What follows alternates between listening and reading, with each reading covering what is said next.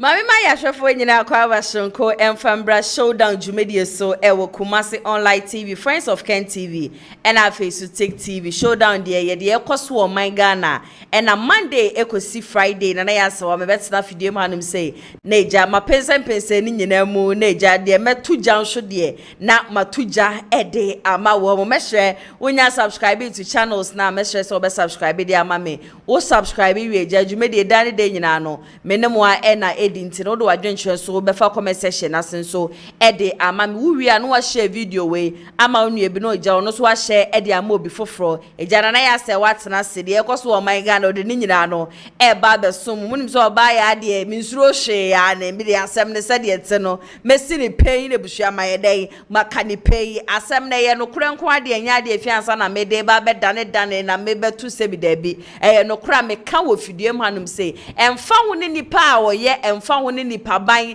emfa wo se nipa ne me yada na se me yada no ya de na nye nko ade a me fa ye no wo fidie manum se na de obe ya de so se fata so se me boda ba so de busua ya de me bona ba so e wo fidie manum se ye the social stories be so mo sa so and national issues politics NPP ni NDC especially NPP amanyoko ne sansa wo mo na enche kra no wo mo de wo mo kokromoti e kwa akoto aba e flag bearer obedi wo manim kind that is 2028 na wo ma hwe se NDC aban se de wo mo so ba ye ya wo mo bu adwumai wo mo betumi ayi kunwa no e de free wo mo to ase ente me betna ha Mondays kosi Fridays dia de ekoso ni nyina no e na ma pensemu e de amamo mo so adane de nyina no aya na mo jebre mo comment especially Emilia nyankopon ensha ye papa mo a mo share video we ni ade mo a mo hwe wo Thick TV Friends of Ken Kumasi Online TV dane de nyina no e ya de am ya appreciate mu nyina ye papa na enne de nshu de abusua de ekoso o my Ghana nti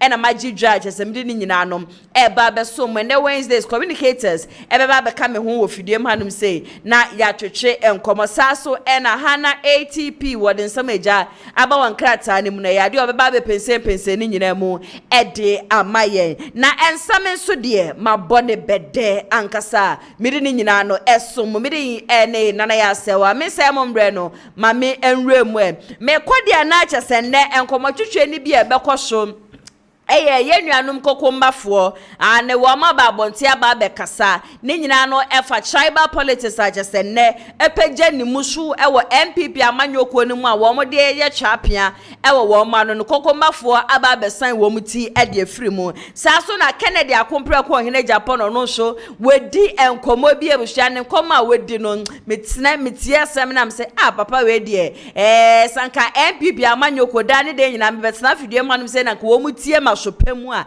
ankeni kwan kra sanko obi ni Kennedy epre e wasanko omo ma Kennedy akonya ne se ko na ko lead party na ko gi inkunimdie ebre party because maka kire mu se NDC amanyoko ne ye mampeni and His Excellency John Dramani Mahama oko 1 tempe 2028 na nadwuma ni nyina aba na wie ye NDC fo entumi mfa ne nkobium eye dan ya NDC fo be yi candidate foforo se ono mra na ombedi wo manim se be ye Julius Debro se be ye Esiedu Nketie o se be ye Sami Jemfi o se be ye Okuja to bloko ehye wo mo ankasa wo mo to nipa na wo mo de ne beba no so on hwe se wo be kwa 1 term there bi obepere se obetwa 8 years na ye imagine se de ne Ghana 40 ni Ghana for baby a obefe bia no wo mo bo akompre ko hine Japan din se wono ni obi a wo mo pe na se MPP amanyoko na se delegate the police station executives wo ma fa akompre ko hine Japan na mba no wo mo sa akofa alaji 38 sa de ba bioma yembisa se na MPP amanyoko no mo betena fie se na je se 12 solid years nti no MPP o NDC o ye ne de obi besie ye de ye team de obeba bia no de ye hwehwa ne se nipa no beba bebu oman no my Ghana betumpon na my Ghana be fa ne ntuma pefra Kennedy nkoma abusua na wa ensam a wode to abonten no in fact ensam na ano hye ankasa saso e na afanyoma kings wono so edi nkomo bi ya ne ni nyina no ye be rewura honom na eja ya twehwe enkomo de afa ho na no ade be me betena fidiem hanom se ka chem se eyade a MPP amanyokuo no wo mo bibi a wo mo friend proxy voting na sa proxy voting ni eye candidate 5 a wo mo gina nyina se yemfa kokromotene nto wo mo so aba no emu 4 ese wo mo nje proxy voting ndi ba ko be die wan de obi besie why se nsuo wo chinemu anani abedi a wo pese proxy voting no etumi ba so ebia na wo nte proxy voting ase ekọ enim no meto mebo mechirechire me na ebekọ ahoma ne soso akọ akọdhwe enkomo ene ade nyina. Now over the weekend, AGYAPONG one of the media stations, remember the TV3. Ninyina no a program be a woman ya sa program no a political show to say the other day na me better video man say me. Na yet on sa e the friend Dr. Dumfe and a Professor Jampo. Ebi a wunni Professor Jampo ye papa ya meka ne say 3-4 years ago. Ni video bi ba bontia or ye university lecture or chira de e Legon. Video ba bonte na chesa baba we bia wo se na de hua nko yie ya obesa nkeja wo ko hu ne neja wo kire na de kakra so ko wie che na papa ye allegedly we kwa de allegedly bi anim because audios ni ade na etwegu watam ne be ma de ato ne kon ho na wo ka che oba so oba ne mesra no ma oba ne hye short ni kese on hye de at least oba be attracting na nya bibia na ye school a chese budget na ha wo bebia na obi e ka se e ba no university lecturers idia chese wo mu bi wo hono ma wo mu be ma ne de abusua tokuro biada eyade abe ma ne bewura mu obi wo hono ma wo ko school ni grace nya ne ade wo be hu lecture na bia lecture bia eyade ya wo be kire ye menti ase abua me kakra onu atam ne be ma na ode ato ne ko ho na wo kwa akope tokuro bebi na ode de be ma no akwa na sa o incident ye abusua ekoda ye ena na anu ada TV3 fo wo program a wo mu ye ena eja ye ma Professor Jampo ye ma na kwanya no won fa nanum nsam nto wo ye wi a na eja Dr. Dumfe ono so ye ma na kwanya no so ono so fa nanum nsam enfento ho na Professor Jampo akasa wie Dr. Dumfe ba be kasa no en wo ba be kasa o so obi ti say Professor Jampo e bra no ye president wo UTAG no na de ba ko anu ota eye pan se o ye so politically oriented sanko obi anko obegina mfimfin menye MPP ni menye ndisi ni asam ne sadiet ni mi si de pay no maka ne pay no according to Dr. Dumfe en wo be kire say Professor Jampo de oye too political chese we yi nanim ase NDC na wakasa asem ni wieye no eja Professor Jampo so anya ne de ena Professor Jampo so be so say masa eto de bia medadwe ho kura sa wo ya academia na medwe ho amenti ase iti records be na say dem pan ye hwehwe ye nti nam so a ebe ma wo be ye lecture e we Legon and ye wakasa asem ne so kire Dr. Dumfe na no so etu ne sa kom en wo no so be respond be ka say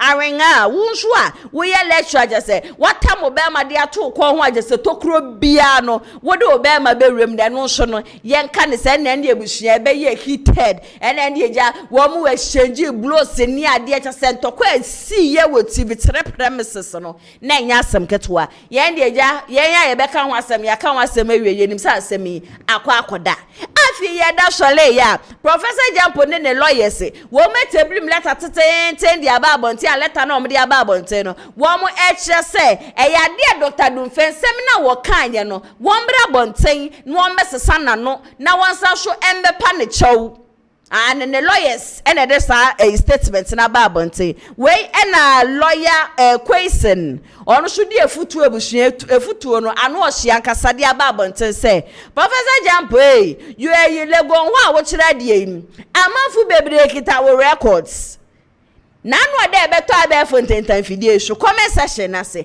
ababa we bi shukura ba be kase onimu ye papa e ba ne se won fa wo be manto ko wachi a wo ya ade tokuro bia wo pese wo wura mu bi e na lawyer kwesi ne tu Professor Jampo say e mani try cross ade we be mana ba be ye court sensem wo munyi free court wo mo mrafie na wo mo mbeka wo masem na asem ni fancy wa se Professor Jampo ntie na wo koso aye no ye be court evidence ni niam e be ba bonten se Professor Jampo allegedly eyade a wo guess enya asem ketwa na me amiti he die busua mehu a lot of amanfo a wo mo so chro comment ni ade na papa we bone odi edi ye papa we die wa ye me so de kamea ka professor Jampo ye besrew asem eda honum na ma wo machi a enkopre wo hu se bulldog krama kakraka de obi fie ya chro beware of dogs edi asay honum beware of dogs wo weni wo hu krama yi po a wo te wo de wo still na mi ko hri wo de esim na ko hri wo ni sim na krama ne bere wa wo bi na aya na we de be na mabu nti mesre so obetie na hwopam de a mesre wo ne Dr. Domfa mu nyina mo kira de wo legon mo solve mu issue na mo ma asem no ensi honum na bebi a wo keka kone ade yi de wan hwe ye ya na je se de 3 years ago video e ba abonten wan hwe na akwa akosen enom metwa so de amamo hwe de ne na kum chacha wonu so edi nkomo bi na kum chacha ne nkoma a wedi nyina ne se NDC amanyo kwori de ohun ne se yeden ya 2028 eyade a NDC party no ebetumi edi nkuni mesan se NPP party no akwakwa yese Genesis 11 and full of confusion tesa meto mebusan ka me kai Genesis 11 ni na ebuhia ma ba be chire mu ma kaya mi huni ti no me huni nan nti efiansa na mate ase na enti akum chacha e ka se NPP amanyo kwoni sisi ano it is full of confusion we really cry won ti ase wo huni ti e na wo huni 90 just say Genesis 11 said ye ti no sa na NPP party no aba be ye okasa ye edify enkabom hu ebe kire se enkabom eni NPP party ni mu a wo mo forget na 2028 election enya dia ebetimi afa ede ama wo mo sa so ena nana kunedu Ajimai Rollins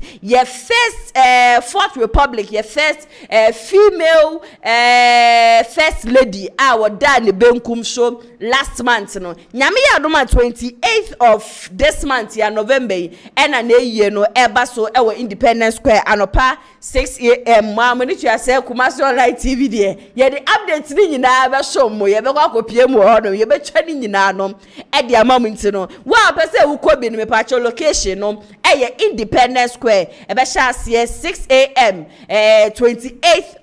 28th of November, that is next week Friday yeah that ye nimi ne na watche the last Friday I just say 1 month we mu no ena na ye no e koso na ne no dwume kwa wo ma so mase a me di showdown dwume di esomo Lionage Clinic GH4 Ebacho Lionage Clinic GH4 say yade eda so a wechi a wunya anu aduro no brabe pie mu ewo wo ma hye ye na wo mo ma ebibiduro papa cha say yade ni nyina no ebetumi etutu akọ nti wo ye be ma na ye full stop wo de na da ne koma wo de ne de weni ba oba ne so anu apepe wo ye oba na cha say won so de fibroid de ha wankasa o menstrual cycle no adane something which is the syphilis gonorrhea HIV gono cha say yade just atia ka wo so abepacho mekanfo wo mo ede ama okopie mu wo makachi eduro papa wo mo de ebema na eja yade ni nyina no etutu akọ wo ho sensem nyina ye problem a wo de trust me na kopie mu wo makachi wo mo ye adwuma Mondays ekosi Saturdays anopa 8 am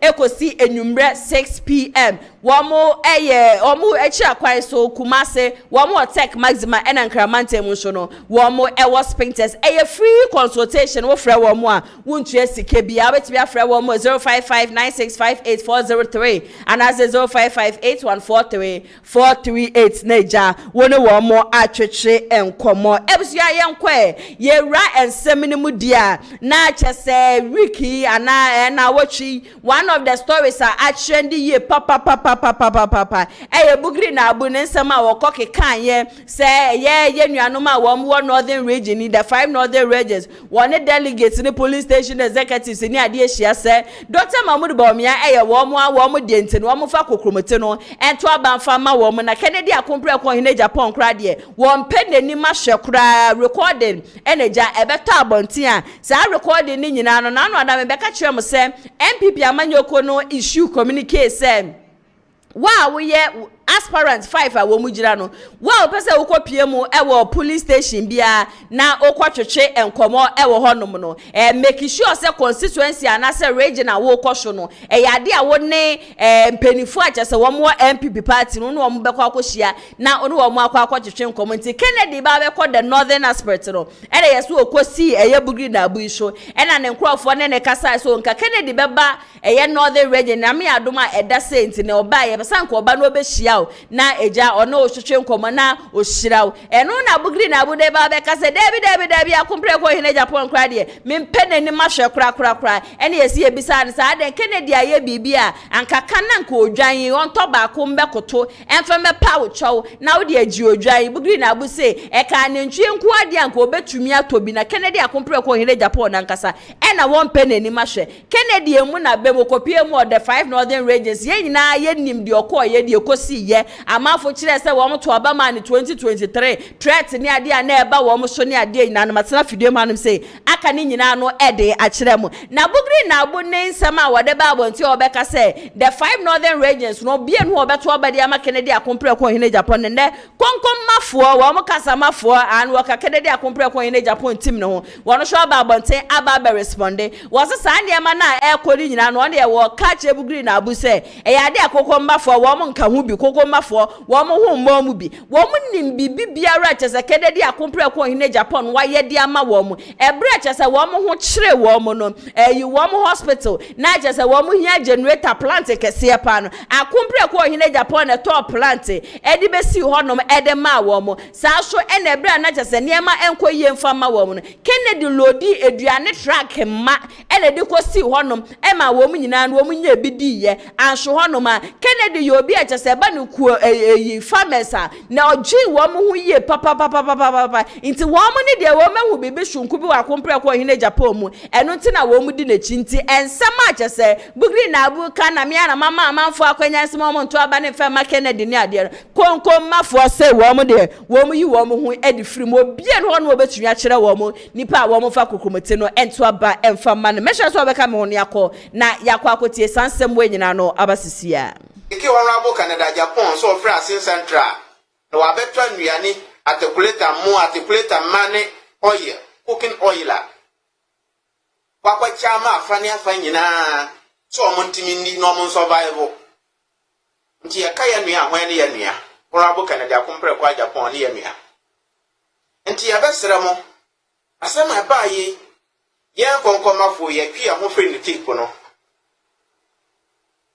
ayo no nkwa na adwene na woka nti ya mpanyi BUGRI NAABA wanka ma wono ana ho na enye na adwene na nye konkomafo nyina na no des nyina adwene mimi ye konkoma ni na mi obi a medi Canada Japan anim e wo konkomba communities ya man omohu ye mayenkofo delegates na hu ne nyuma papa a wode ma oman no ne nyuma papa a wode ma Ghana ne nyuma papa a wode ma ye konkomafo because titiriwo no ye konkomafo ye adwuma nyina ye kuayo na obi ba no so ode kuayo adwuma na betiesie oman no ha na jese ba mayen nti ye de konkomafo nyina ya gina tum ba ko pe ya fa ne so ono ne ye nua wa ya bida Wobia one the president da, 1 year vice president da, 1 year running mate da, 1 year minister da. Nso atima bie nwuma magana fo mebu no. Over 7,000 ye adwuma wo mu a ye konkomafo ya nye ne da so se Canada Japan so ba. Obema ye adwuma ne bia ye. Yo Sia na chese konkommafo no ana wo mso wo nim de Kennedy aye wo nim emu a chese Kennedy di aboa wo mo wetumi employee nipa over 7,000 na no ada Kennedy ankasa betu nanum tuo se enkrofo a chese wo yi adwuma kra e wo ne companies emududo na kra no eye nkremofo na chese yade a chese wo ne nordness ne nkremofo oni obi ani issue bia oni obi ani problem bia intese kwabra na tena se e try ne best so obe create a whole issue whilst there is no issue no Komkomba force wo ma twe mu ti die free mu wo mu nim dia papa ye dia ma wo mo e na papa copy mu of 5 northern regions so no ensema no wodi tudwa na ensema no oka no wo mu nim sese ye ma papa ye kwanya ma na ba ba ye mampani wo krom hanum say ye one of the places I hope develop papa the 5 northern regions it mesre ye papa obi asma okoka ye na Kennedy Mbengrem of azem na Kennedy Traiza woden tokwa beba ye northerners ne just say account for no me patrol obi disregard this information and as azem just etwegu ni ade nyina no kra biara enim afanyoma kense so eni abede de akika kwoni ade nyina ka ye hwo se wo mo behwe no o maka ho asem na asomdwe atwumi abei wo mo nya afa asomdwe ne maye ne so afanyo ne ni abede papa ebusua wo kasa de afa asomdwe ho bebi obefa bia wo kasa de fa peace wo se ye nyina ye nka ye humbom o ye nyina ye nka ye humbom na ye ka ye ho abom nko ade a ye ade a kyese nkunimdie ebetumi aye MPP amanyoko ne de 2028 ozo se wo ma nka wo mo ho ambom a ye ade a kyese nkunimdie no entumi ensi wakasa e de afa kwan a kyese ndisi aban ba ye de wo mo de chema wuntumi efemu ni ade ozo ye to de bia chema wuntumi na ade a waye ye a kyese ne ade che ni ade se bia wo di akoni aba wo court na akogwo wieji kwa ya se season ni ema nyina wo no a wantumi ntu kwan ono so kwa ne bank account kura so wo ma san so kura de wo mo sa to so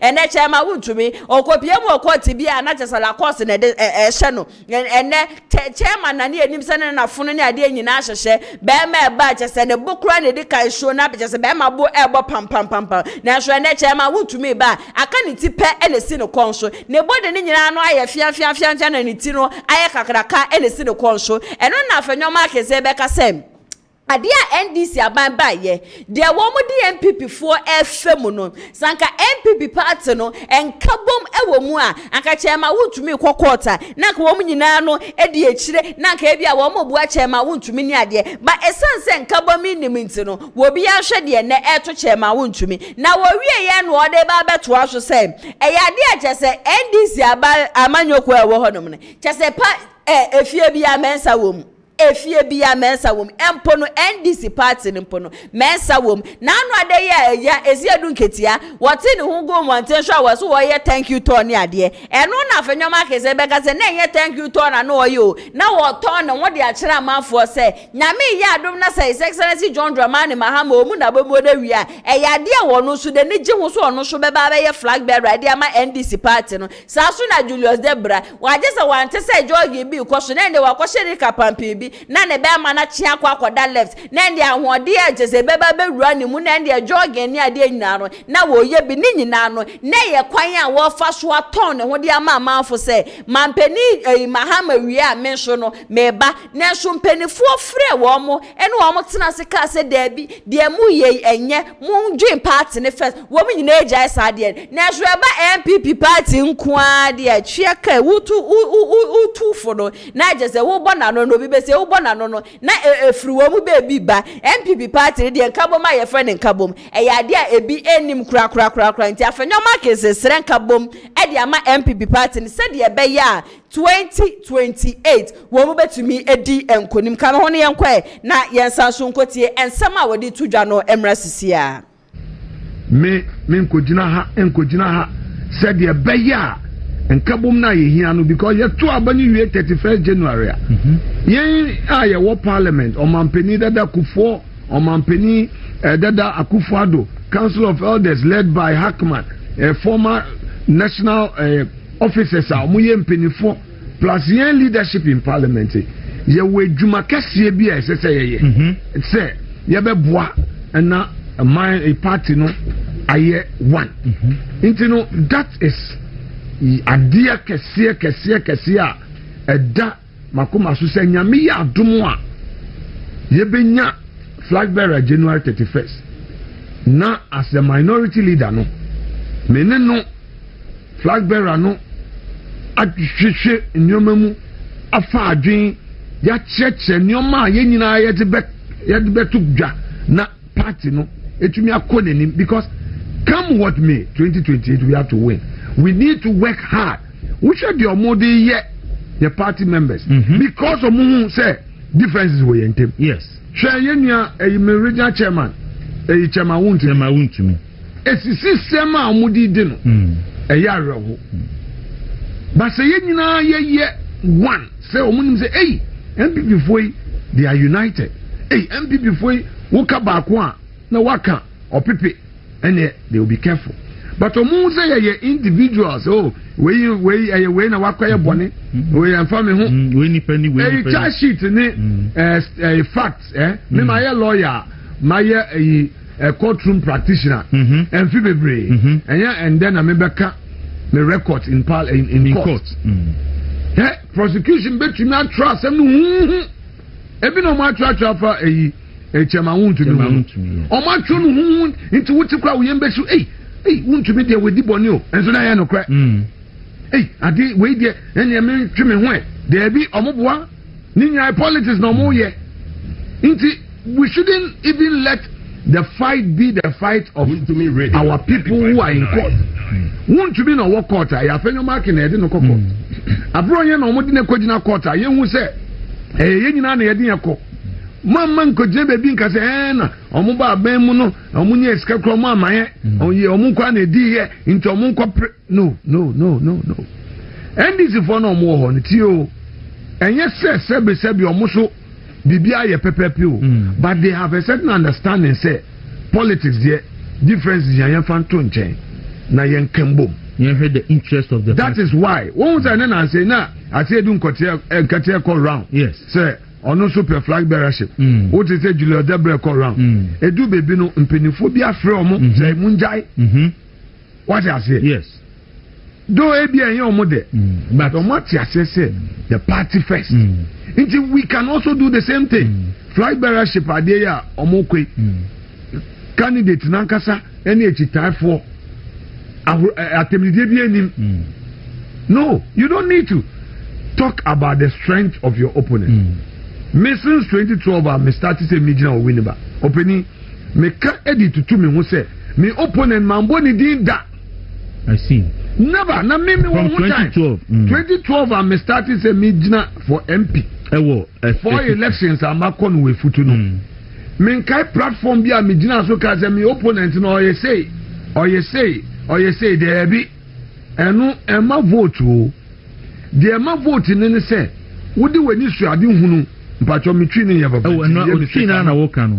Eno na woka no. Me ware asantini so Alexander Afenyo Markins minority leader ena yakọ akwakotie nsem abanintini kasa ni nyina no oprichi peace wo kasa se munyina wonka muhumbom asem tu obi a munyina na monko boa na ye bia asamato we bra wa ba mu no we disika chese bia na mekra na me ho kire ma me bepie mu wa hweye wa meboa me na na ba foforo abade abeche wa ma ba bedu echi se na party ni huntini ye nyina ye nka ye humbom ba ko debi na anu ada me ka kire mu se hwe NDC party no hu wo mu ba wo mu no enye ba akufuo di o obi ebe di bi ba wo be che mana so obi a so ba eba no MPP party a de won bre wo party no wono kura na bedi na kese de amafo ye dirty works no oti obi memu no wono na mre no so ye be kwa kofa na firi honom di bre bi aba be hye ne nsa ye hwe John Dramani Mahama na ye mampani wo ba ye hwe appointment a wo ye amafo media personnel sa na wo mu bo eyide Roma NDC support NDC amanyoko ye hwe wo ba ye wo chema na so obi a so na so ye party MPP de wo be kwa kofo obi a wa mre ye hwe nkusidwuma na anu ada Hobson so wo ye ebua MPP amanyoko ma ni win 2016 election mu suspend ya brante na brante e be kasa ye be ka niema wo ye de bua party na no masa so ama ya sa chi brante senye ye mampani Excellency John Dramani Mahama ba ye ya Hobson ado ye nya ni tididi mu a anka enne ya anka Hobson ado ye ogusu akwa court ni ade ba ebia na wo modidi eyi Kennedy odu wo modi ye Alan de aho ahomte e free party ni mu the same thing wo modidi Kennedy ena Kennedy to say ena Kennedy be kwa wonko ena Kennedy ye Judas of the party ena Kennedy ye mpena asem ena Kennedy na ma eyi NDC for formation ne fa MPP party no me kenso no mo mani tua sacrifices a wo drop papa ya ye na me amiti hei na abusua matabiri mi sika nyina nam de aba be hye Kumasi online media mu a na ene ma ekobone we Kumasi online ya me ba hye meka manu atuma na me nka manu ntum Kennedy na mu wo hwe enye nde no wo hye ase so wo kasa o Kennedy enye nne na Kennedy be hye ase akasa ye former president Kufuor time na Kennedy okasa ye sode a ye se na Kennedy kodi atem na Kennedy e ka se bi MP before ye nkwasiafo sa asem a Kennedy kan ye kwa na 2015 o eboa MPP by 2016 MPP by 2024 na MPP enwini no afide ye se bra Kennedy ko ka se MPP ye nkwasiafo MP before ye nkwasiafo no eno ne ka ho bi na amanipa na enwini election make sure ono hwe sacrifice ni ade a waye de ama party no na ma committee no makwa akohia na mudi nkomo na kwa brane a chese se bia adwe ne nya adwuma no wa record nkomo na mukodi ye no na ode akwa NDC station say wo monje na wo mo because ya ade a chese MPP for no wo mo try so wo be create issue between the Achims and the Asantes anya bia ye wo obeka wano atuma na wonka wano ntu ntu oba abanti bedi atama except for that because he has sacrificed so much for the party.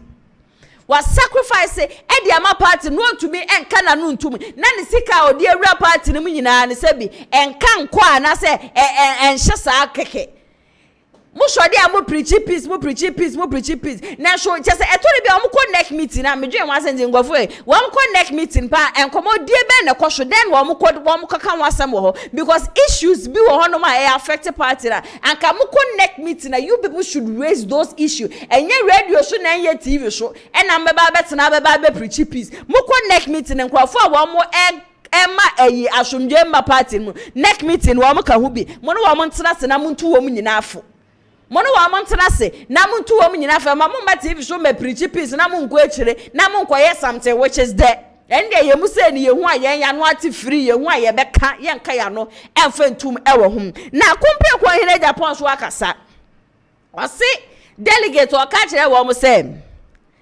leadership enye sikache obi wo hono ma mre be so ye ba beto aba ene sika we wia ne ade nyina no oba be chiche dia ma obia but who ye delegate one am ya Roma 31st of January 2026 so beto aba ne bi no je wo ba da che ho ono akompre ko was sacrifice dia ma party no was sum MPP party no na enempo na wo ba no ni nyina no eye nnwuma oba obeba be bi adwuma oba obeba be yese enu nte no Emma woman Jane there woman budget 31st of January 2026 one na woman fa kokomoti no enkoto abafon ono ne de oba adwuma oba bebie no afebo forever and ever obia benye bia ye se wako school se wonko school se wokra de primary grandpa wanwia chese obeche manaso obia so ene ye wonuanom a wo mutifi ebusu adwuma no kro mu nya bi nje nti ye nya obi no okasa asem we ya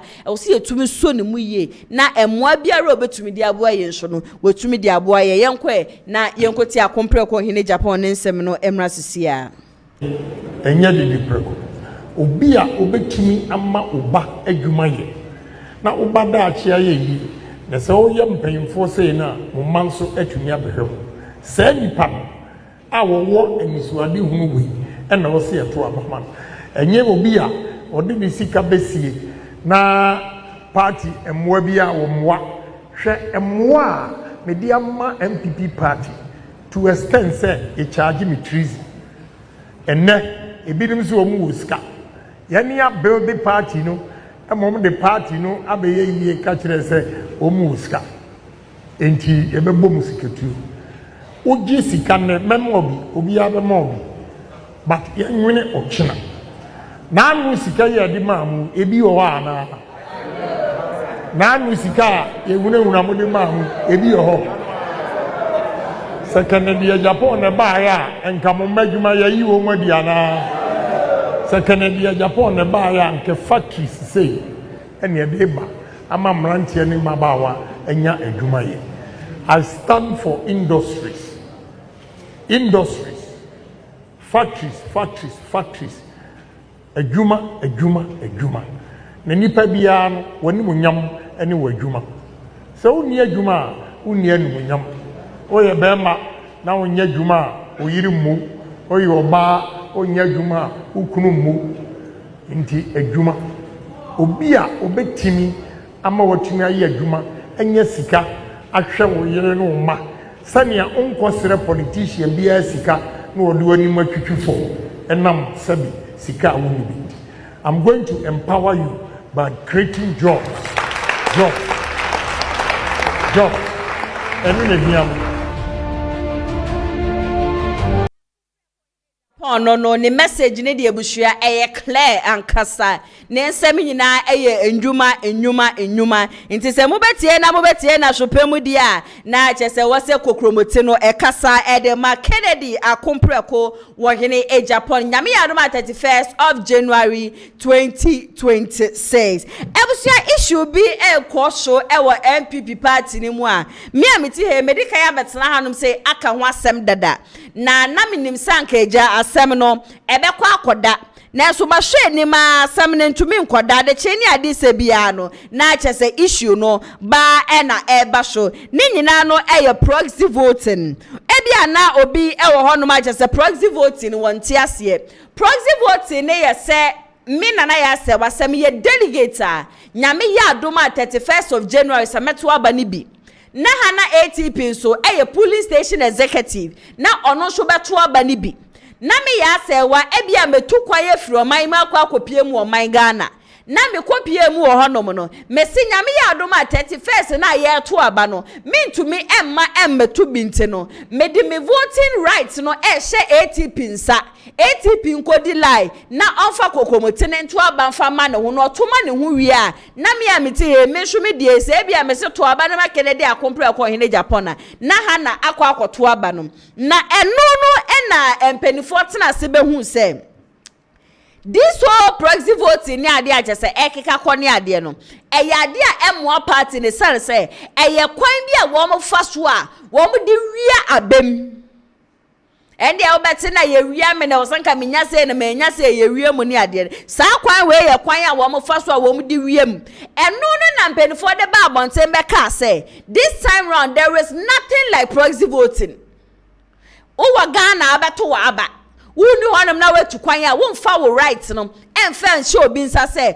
osebesi anaso obenten emra no ometo aba ne mfa mawo na candidate 5 year busua wo mu gina nyina no this all proxy voting won sensemi wo mu kan ye na Kennedy si medi mo ya adwen proxy voting de ni kwa se ekosho esan se ade a chese wo mo de fa so edi wia abamunity se this time no se NPP wona wo mo sha abato so se wo mo nje sa ade ni ntumu de a me akompre ko hene Japan me nso bi ginemu wo mo ko Brian Champion na Brian Champion si asema mo de aba abonte de ade ye kama ye papa proxy voting de ye nje ntum ye free one ye kwa ye kan se o say ya wedu twum honom ene du twum so si wo said ye MPP mpenifo wo mo hwe election she said wo mo si fa kasa ne ade de a ade e bebua because say rigging of elections na ya do so okuro ha dodo nti se wo mo so wo mo nji twum de ande no say ya wedu twum wo no so fo aso afi ye ko engineer kwabere AGYAPONG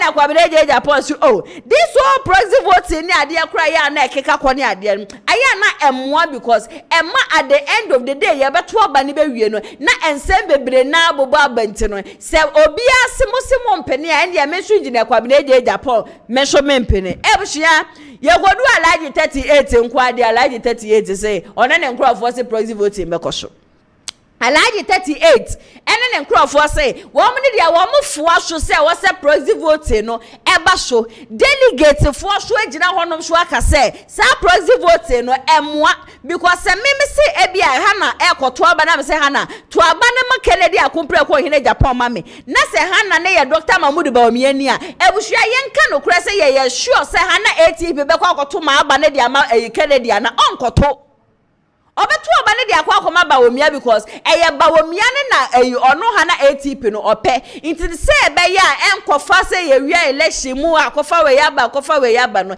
ye nje sa proxy voting no emfa ntum all 4 candidates say they are not going to accept proxy voting alaji 38 ne nkrofo nko ade wo magi social media ji so afa ebusua wo magana fo nya asomdwe se chenchina e wo se ye ji tumu na proxy voting no eba so na yedi kind de petition akoto neck amfa ene de so be da so le ya yes aso say national executive a wo mo wa brochire wo ma sa de petition for so asa ba beto neck adanya e was a proxy voting na wo mo aka say emma so no e was a proxy voting no etumi ba so na say 4 candidates na so wo mo ngi ntuma e de be mpa na wo mu tirimu nti a still na mu pia still na mu force say e was a proxy voting etumi ba so na Ghana general election na obi se me voting right am obi ntini pa ne nkoto na wa wotena se na wodwen sa de no anye bia se bi nyansa wom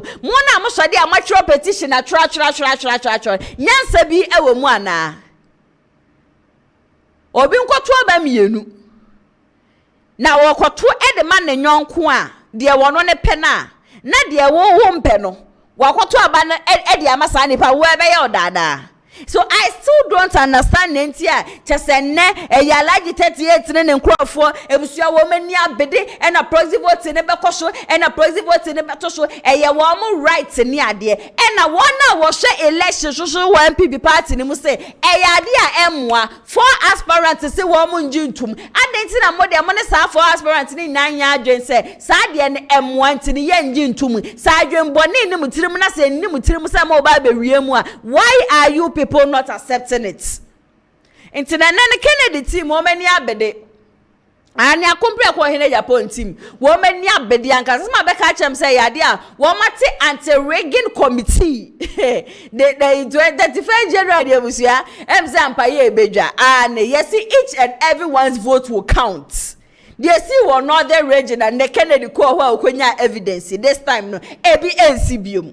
Kennedy for woman ni da hono mankasa nti wo muso agie ginemu say proxy voting enkoso nne enkoso china 4 candidates ni nyina di tumze ni kwan say ekoso nti nipa ba ko na wono ne de wo still na wo say ekoso no wo hwe na wonte ase a yenja ne kwan enfefiri MPP party no no kra de ye hu bebi e wo free yo ba join na ye obi na ko fa so wo mebo nti nka wo bebu awie na wonya ho adodode a wa men na sanka okọ ni se ja MPP party de omu bia wo mu nsem mu obi entini eso de anya hwe ka party ni mu a ene we huresi wo mu konso a wo ma wo mu nya wo ma hwumdie no na lawyer Kobi eyo obi a teso no so kasa e de ma Kennedy akompre ko hine Japan wo no so a kire mu se ken team de sa proxy voting no wo mu nti ase ne no mate ase e kina me hwe so be ka mo ne yakọ na yakọ akotie sansem mu enyina no abasisia power party me ratio proxy voting. Okay.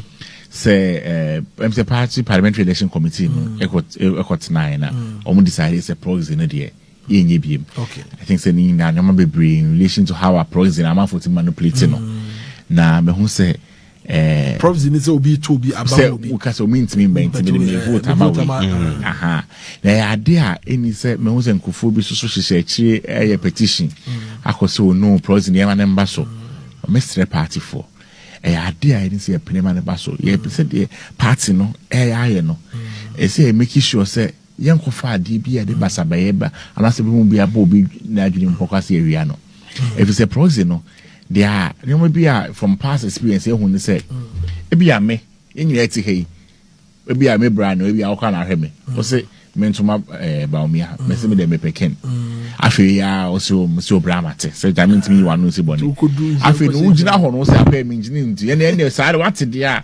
trauma eyina trauma osofo say wo yare nti na ye fa president me osofo no osofo nkoto osofo de me engineer di sane ya man ye hwe ni especially say election say as baby o kon baby how ba ene say BUGRI NAABA audio wenye bi etia you can say, one day a man for say, if you are not his northern brother, just obi antuma and northern brother into a honor or 1 year man for. To imagine, say you say the year 1 year man for say antuma, na cronim ne if you say we enjoy dia. You bet me, I could hear who agile proxy amadi ejini is on koto abamano. Na party no, say no, maybe you don't know kakra. Into yenshi ni ye na ya nkwaje nyoma bi antumo a mama fontin no mumu said the election process no I want to say no man na emfa nkabo mu mbwa se pe nkabo mu ne e pese obi akoma dan yem say e free and fair election ade a ɛsɛ nyinaa yɛ original baby original bia the sport ni bia sa Proxy asemi na yenja obia wa betima aba no beto sɛ wontimi mba na bia amone no for na sɛ bia te party ka sɛ kwality development fee na bia ɛsɛ candidate nyinaa ka mo ho bom ne de kaka so so ne de bo mo ka ticket ba no no abeto na ba yenye ne sa na bia nkoso ye Lawyer Kobe ene yako akwakotie ne nsem abane nti no omo so omo penkambo mu paade a ene na de so Proxy vote ho nsensem ne ade eni kwan se wo mu gitu ho se de me chechire mu sa pepepe ene ono so a chechire mu kwa bra ne et northern region ho ye de se ye nto abanfa makonfanko na ati obi memu na nipa na wo te northern region e bia wono na ye wadanfo pa ba wo de wo Kennedy team na wo koma na kwanya ne so ono ne nkoto wa aba ne mfama wa bisa ho se de wo te northern region na just ne tribal politics ejale wo mo sade ebi no obekọ akoto aba ne dia ma Kennedy ana onto aba ne mfa ma Kennedy nti sa Proxy vote we nku ade I think say wo say ye nyina na ye de ya no tumu bi na ye kama mpanifo te ase se petition no mo pa mo betumi atworo no dan ma Proxy voting enya de ebekọ so nne na akoso echina hana ATP atena se ejansem aba won krata ne mu no wo ba be pese ni nyina mu ede amaye Lionage Clinic GH4 wo ma daroma na yas wo menya akwanya betena fidiem hanum si a me di show down twumedie no eso mo wa mentwa me hu sima me ba na eja ya pese krata ne nyina mu ede amamo Abusia yare ben ena ehawo ende to brain no me come for Lionage Clinic Ghana Enfama ahankwa ena abepiemu a ye de bibidro esaw yare abusia se oba bepiemu wa hase ya yesa enam yare bi te se syphilis gonorrhea candidiasis jalipa do na nim se e friend of white no. Hello everyone, my name is Dr. Maxwell Aziz Mensah. I'm the founder and senior doctor of Lionage Clinic Ghana. Our mission is to provide you with exceptional herbal medicine treatment and holistic healthcare to all our patients to becoming a healthier you. Thank you for trusting Lionage Clinic Ghana. Lionage Clinic Ghana, your #1 healthcare expert.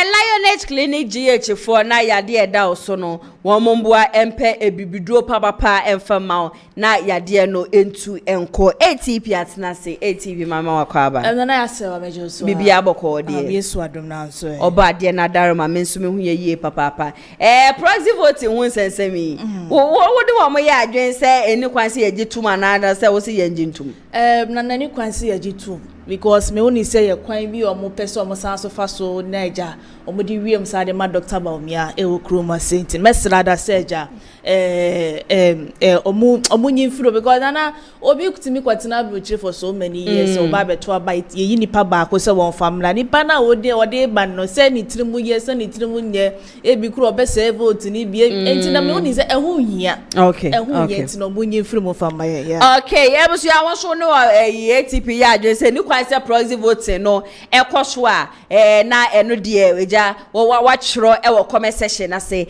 e de aba me ATP se ma ba won krata no pense mu mame okay na ya se before nso ne be ko krata ni no se ne ye maami agrada ye tene ka che papa ene okopie mu e wo court na areho semba ko na aya areho pa ye papa se ne lawyers three ni nyina no entima mba amepie mu e wo court ntino wo mu gusua esre se janka court beboa na nke janka ma beli no enti court ahye na ko pombo the 2nd December wo mu sanso emepie mu e wo court a akoya areho sem ye si agrada ni enim se agrada no uhu agrada uhu ni se agrada ni wasesa ne kala ni nyina asesa ase ye nana mo tetefo ne wi no so mi etuntum no se bia na isi ano waye papa akoya da no ne ba ne so mfoni se ne ba girl no na ono so na oye kokko pa agrada de eja yesra mo wate mama ma agrada ndi bronya wonsa wo ma ne akoya rose na ne lawyers nso mo problem ne se yo mambe lawyers mi ensa ni nyina obi eno mo pie mu wo ho no akoya rehusem yesi maame ho aya mobododo ye besra da enim se maame wadi sika de wabu amanfu agumu de but at least setil ne ebete so mpokrama na eja yete so edi amanom tene ukopie mu social media mafo bewe na eka sisi anakoya arehosem papa ye edi amaye ma me ni kura esia ma enso kopie mu ho no ma na yete ne nka ache ogusu atwan agrada 15 years ogusu atwan ne papa ana wo shibi mu wa bonten me de meet me chire sisi ane de ene ukopie mu e wo court o ko hwe no hu keni ani ko hwe but ne so kura tse Esiama eyi aglada na asole na wo ho aso wo ho esiama tumi ya asole oh yi wo ya asole papa ya nyeferi maybe asiri wo ho no ma no apebe ma papa o na so obetumi atwen 15 years ne dia 15 years ne dia menya sure de ye beba na bro gada na baby kura fufita na ATP uka ya rehosem ya oni ma rehosem fufra na ya me so bensa dabi ho Mari tokono. Se me ka jam so the case you kopie mu ECOWAS. Ene ECOWAS abatu egu o. Oh ye ma mi ese ne ro wa ya reho. Oh, ebusia. Ye ma mpani je ediem ni na ani ni ye. ECOWAS fo so ne na ani ni. ECOWAS abo application o do to ho se ekwan a wo mo fa so a je wo mbeso wo mu yi ni firi ho no na nye kwan pa ne je se ye de ba fo ni si su a ye se e bra na be fa o application pe be fe nti ene no ya bone gallery na say bra bebre ye ina no ye me de ye ma me wante ne ho ase na wo de wonja bibie mu de ogini di wo kroma se ne de ogusu agini di ne be koso aka no ne ma pa oye no kroma se nti ne be senada so deja wonja bibie se bafo bone ye nya so ne ina ye ti bakra ye koyi ne de afiro no se wono no sa beto aso biem ti no eye wonko fie no nko da why Travos makasa sa wo me fa mama wabale Travos say Oza oyegum ne party ni din Ghana Union Movement o se debe o se Mahama etumi bu adwuma na so nani a 2028 on contest one ne members nyina baba join NDC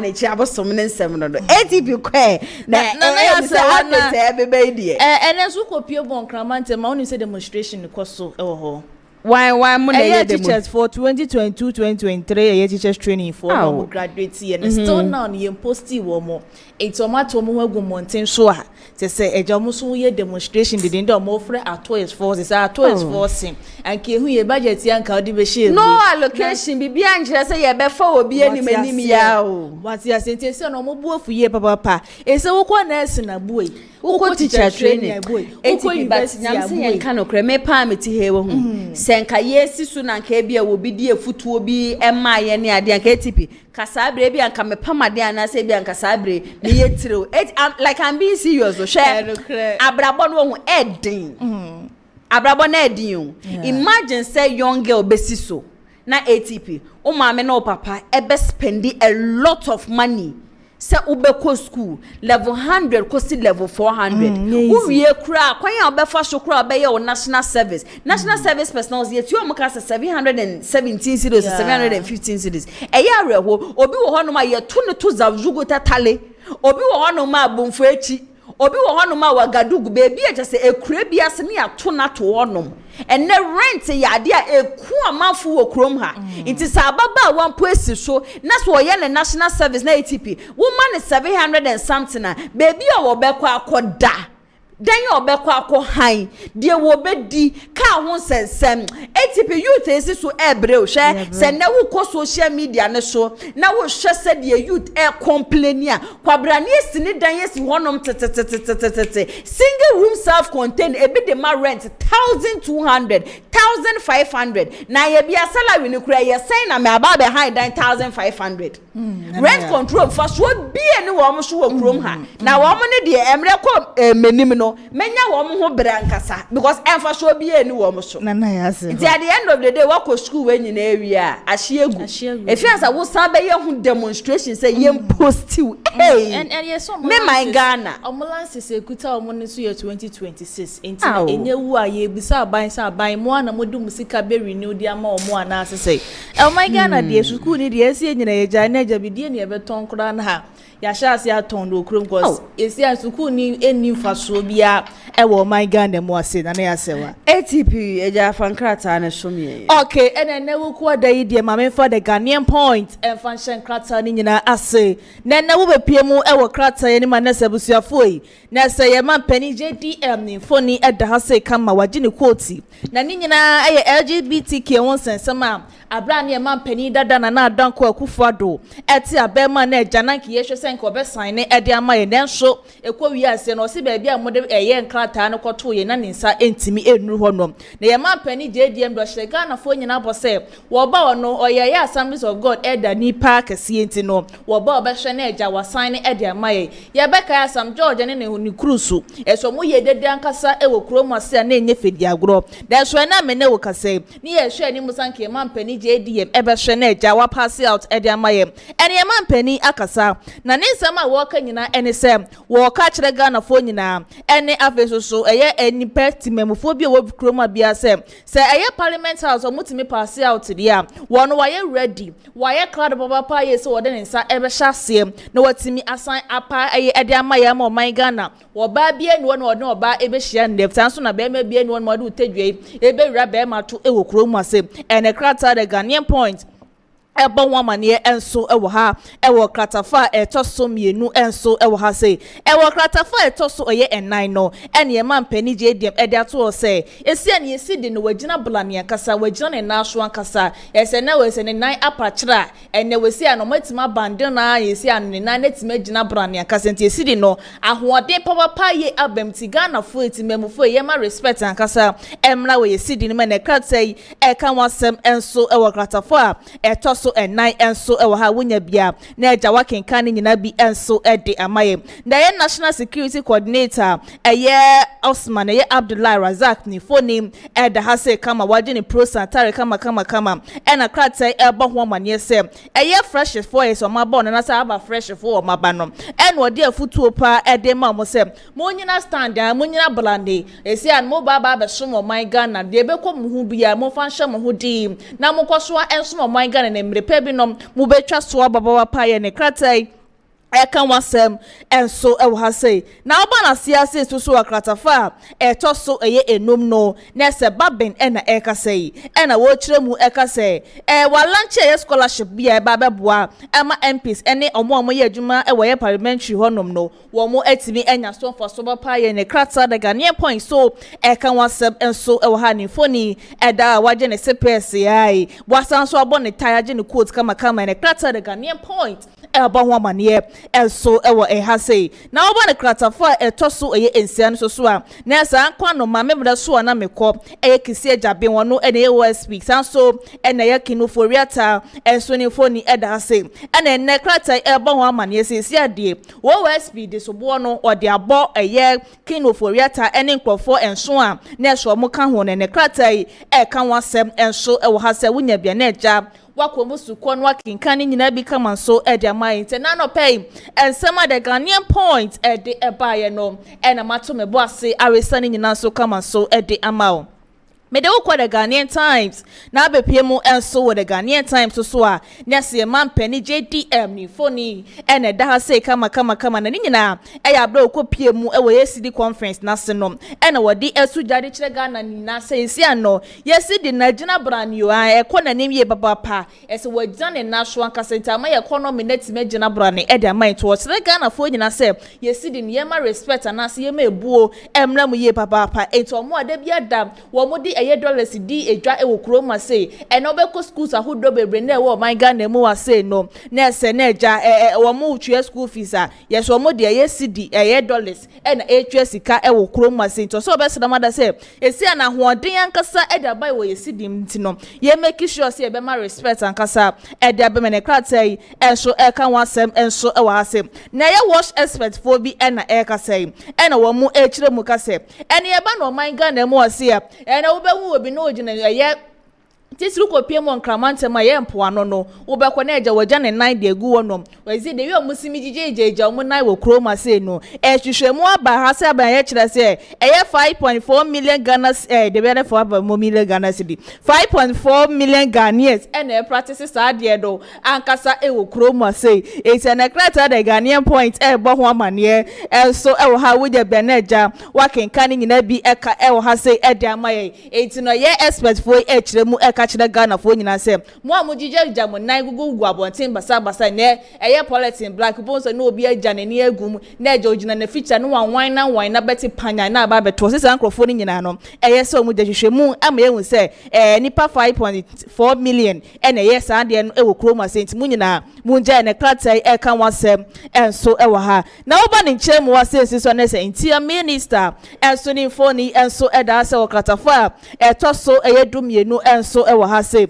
na kratai eba won amane se ye wo manga na mu ase o mafo bebre na eso buguta eku eye etu eye se weapons ahodo bebre na mo register ye ankasa ewo kroma se ntanima no mu ya wo mo besra da baba pa ye se ja mo mra na mo be register na se wa ye be so mu wo kroma se no ba bia mna no ene obedi no eni be nya papa pa ye ne kratai eka wasem enso ewo ha wonya bia na eja wakenka ni nyina bi kama so edi amaye mede wo ko daily guide na be piem so ewo daily guide so anes OSP na eka OSP na eka say afi so ye kinoforiata ni phone eda se na nyina ye SML NGR for contractor ese na so ye ka sesika bia be 5 for mbosas nipa enso wo ka ho no ene de ye OSP ankwa no maye kisi Japan wode so bo no ede abo ye kinoforiata eni mako enso omo kan wane kratai enso eka wasem enso wa hase sanso na ye LGBTQ bill no ye man pani JDM so waye ready waye krado ye papa so my Ghana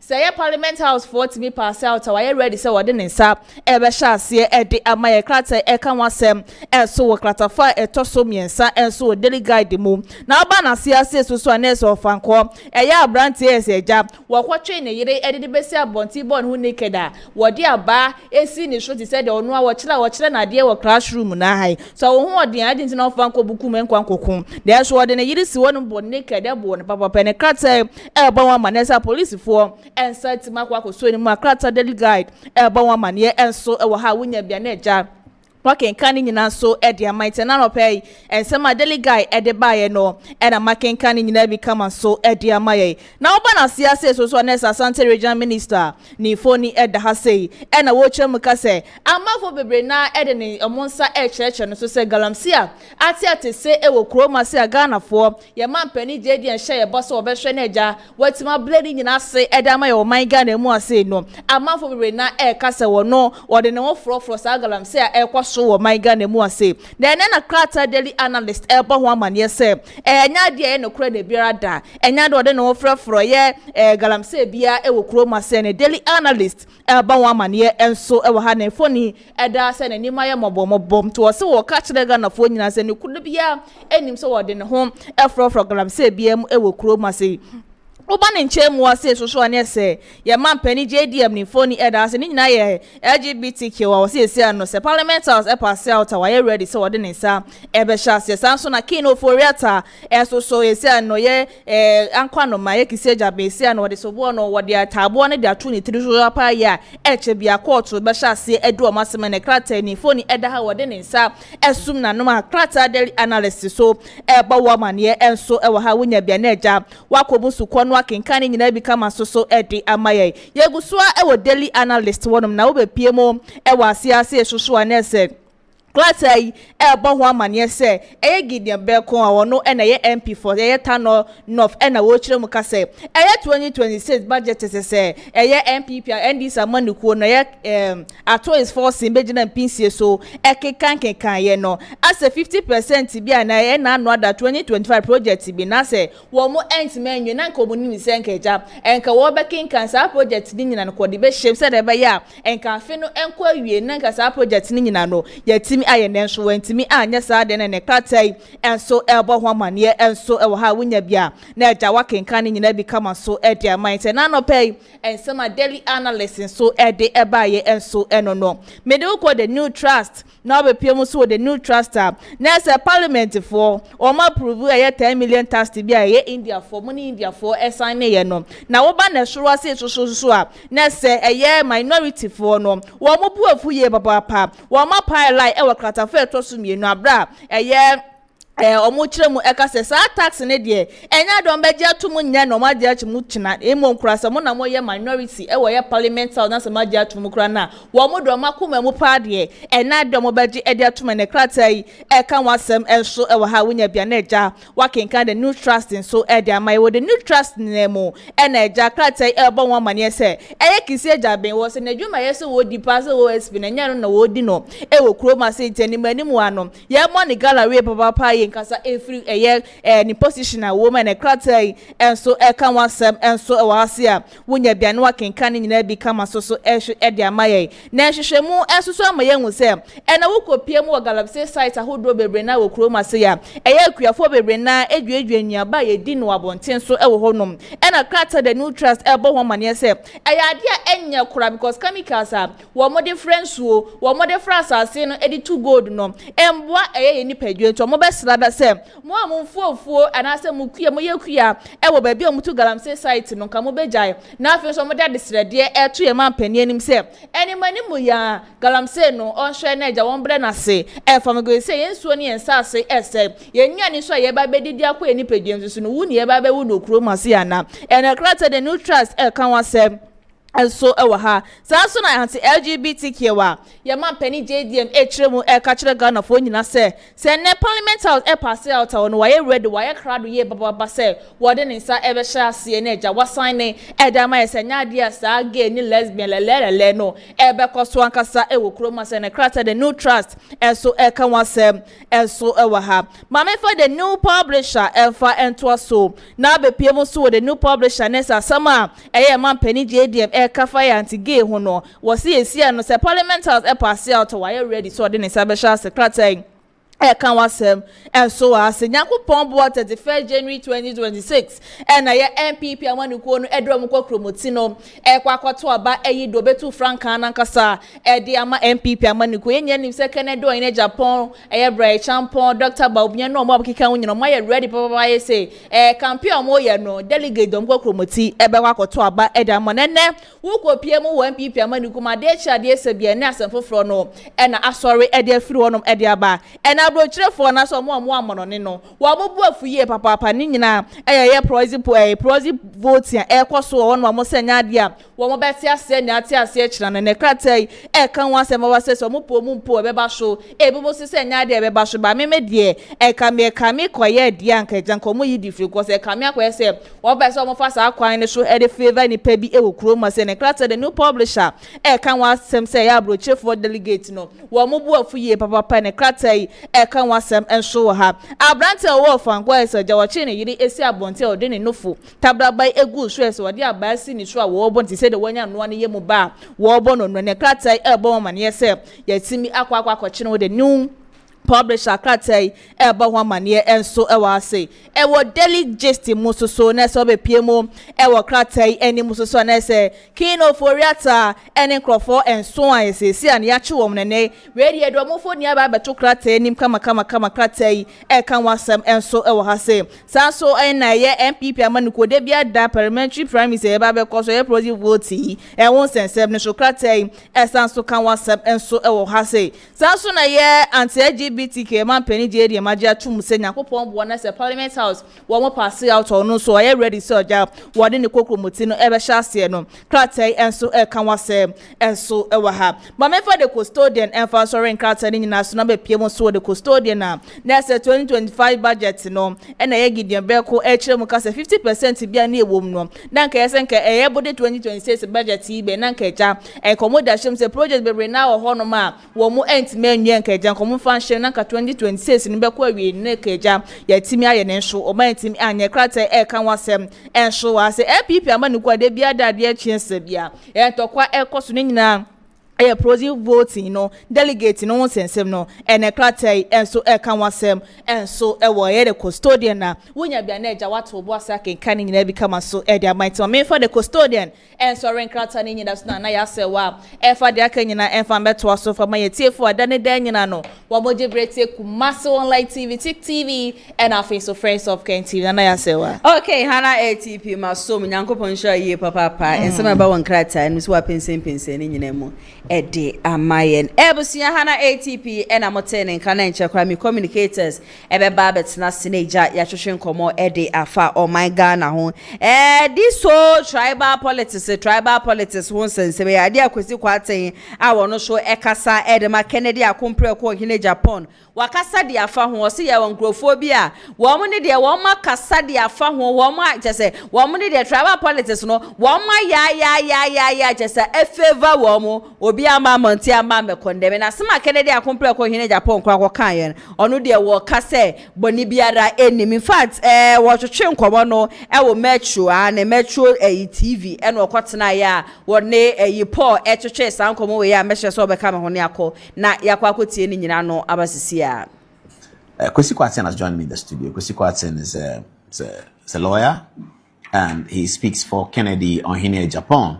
Kwesi, good evening and welcome to the show again. Good evening, Paul. The reason why you are here is that Kennedy Japan, the candidate, is accused of delving into tribal politics. There's a video where he talks about he being something about Akan people, something like that. What happened? I mean, contrary to it, he has been a victim of this tribal politics. Unfortunately, there are some other people who benefit from it. It just so happens that after benefiting from it, they play the Wall Street game, play the victim role, and Ken, of course, appears to be like, I mean, somebody who is propagating it. Just like what we see. I mean, if you go to America, for instance, there are some genuine instances where somebody may have committed a wrong thing, but they hide under the umbrella of racism and want to justify it. So Ken is rather suffering and has been a victim of the political abuses, whilst unfortunately and to the contrary, we have other candidates who are enjoying from same. But these are the facts. The facts are that just yesterday, when he met some delegates in the Eastern region, he reinforced and reiterated and of course raised a concern. And that concern, Paul, had to do with the unprecedented levels of tribal intimidation that is happening in certain parts of the north. It is important for me to state clearly that Ken is not divisive, Ken is not discriminatory. Interesting. What did he say? What did he say in the video that created this problem? Yeah, his point was the fact that he needed to raise these concerns, which had to do with the fact that if you go to certain parts of the north, his supporters are constantly being intimidated. Currently? Yes, there are situations where they have to get chiefs to compel delegates to pledge to vote in a certain direction. Recently, if you recall, when he went to the north, remember there were some delegates who voluntarily came to him and revealed information about how they voted for him, which unfortunately they recorded 0 for him. I mean, he raised this concept, but interestingly, some of these are people who came forth are getting threat of being banished, and some of them also threat of harm. So he just had to lay those concerns out, and of course, I mean, had to emphasize that if that is happening in other parts of the country, if we don't condemn it, it may also embolden other parts of the country, for instance, parts of the South to also do the same. And I think, unfortunately, some of the media reportage misrepresented it. I don't want to repeat the name of the media house on their platform, but they misrepresented it and presented a certain outlook that suggests that Ken is asking all Akans to vote against minority group. I mean, there is no way he would do that. Vote against minority rule. Minority group. Minority group. Yeah, minority. The groupies. I mean, the other ethnic groups. And we believe in the honest, fair, and of course inclusive policies. But what we also resist vehemently is any attempt to also blackmail us on any religious or tribal lines, because the record has explained, the history is also there, that there have been candidates, they moved to their home regions, engage in all manner of tribal and identity politics. I personally do not believe there is anything wrong with identity or let's say home advantage. I don't believe there is anything wrong with that. But but from here, so yeah, vote from here. But when you propagate that and then play the ostrich game and then appear victim when you move to the other your opponent's home region, that is where I feel it smacks some form of hypocrisy and ought to be condemned. So, Paul, the emphasis has to be made on your show that Ken is not divisive. His recent company, the rubber company, employs 360 people. Interestingly, 300 of them are all from the northern part of the country. The rubber company in the northern region? No, it's in Greater Accra here, Tema. It's in Tema here. But interestingly, it employs about 300 northerners out of the 360 people that currently works there. So the point have to be made very strongly, refuting the claims and those reports that were misleading and deliberately misrepresented to create an impression as though Ken does not like this. And interestingly, this thing only resurfaces anytime you are going to have election, where it's almost being used as a tool, being weaponized also by some politicians to create an impression that other group, other tribal group do not like the other. We dissociate ourselves from such campaign. But of course, like I indicated, we will also not allow anyone to blackmail us into silence when it comes to religious lines. If chiefs are being compelled to call delegates, to ask them or force them to vote in a certain direction, and also there are also delegates that has been threatened against harm, and of course there are also threat of banishment, all on the basis that they support Ken. I'm not sure if you're a leader, you just leave it hanging. Obviously, you condemn him and also ask for inclusivity and of course, some political. How is the campaign going? Where is Ken these days? Campaign is so well. Ken, as at now, is on his 11th region, which happens to be the Eastern region. Just yesterday in the evening, he took a break, has to embark on some few personal rounds, and hopefully in the next 2 days he will also proceed. But of course, our message is really going on well. Our message has been simple. In 3 phases, I would say it's premised on jobs, yes, and that's what he's preaching. Especially, you recall, Paul, yesterday, the unfortunate incident that happened where young people had to lose their lives in their search of jobs. Of course, Ken is not promising to come and solve every problem in the country, but within the first 4 years that any person will have as a president, with the right environment, empowering the private sector, and of course, taking those bold initiatives and bold decisions, I am very confident that we'll be able to reduce unemployment and create decent jobs for our people. Not only decent jobs, but also even those who are working, who are underpaid. The Ken's principle is that when the economy boosts, which of course there are a lot of job creation, people's salary also going to be affected, and people are also going to live the decent life, so that the American dream that people are living in America, the UK dream that people are living, we can also live the Ghanaian dream. Which is the Ghanaian dream, which is that you will have a job. You have a decent life. Exactly. Job. Decent life, of course. Decent life will mean that you at least have a means of livelihood. So that, Paul, if you want to rent a beautiful place, you should be able to. If you want to change your car, or if you want to have access to car, especially after working for a reasonable period of time, say 5 years, 6 years, this should be basic. And it's also basic in other jurisdictions, other countries. There is a global trend, and especially when it comes to our jurisdiction, it's on the rise, where a lot of young graduates have to pretend as though they want to pursue further studies. Most of them, recently I was in Canada, most of the students that go to Canada and other jurisdictions, most of them do not even go to school. They just end up driving Uber and engaging in other menial jobs, all because in their home country they are unable to live very decent life and the Ghanaian dream. So Ken is of the view that when you name unemployment to the barest minimum, at least the decency that is associated with the human life and of course the dignity that we all deserve, we should be able to get it as God's children.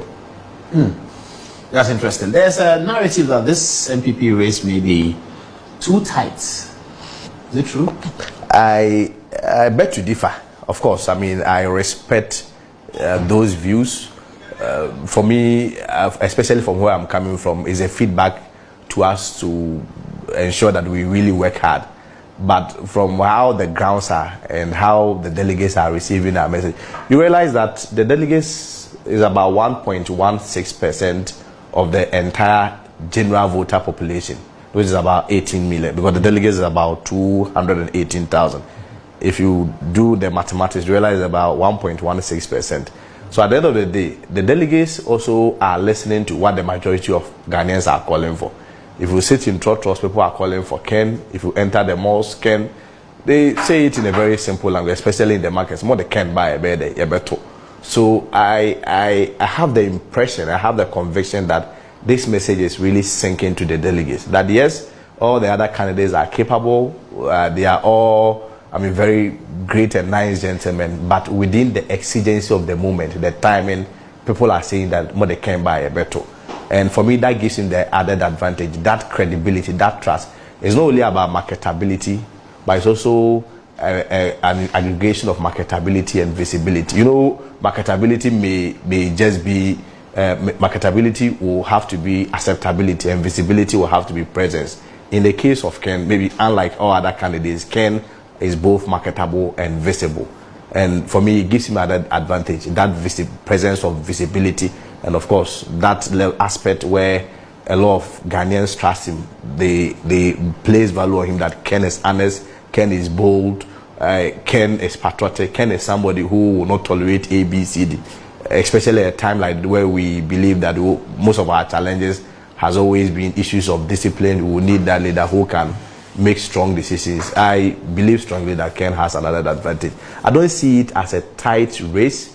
I see one of Ken is going to win. I'm looking at between 62 to 64%. Oh wow, that's interesting. You think Ken is going to win? Yes. All straight things, away. Yeah, all things being equal, between 62 to 64%. Because currently, Paul, the Brian tampon factor has also changed a lot of the dynamics.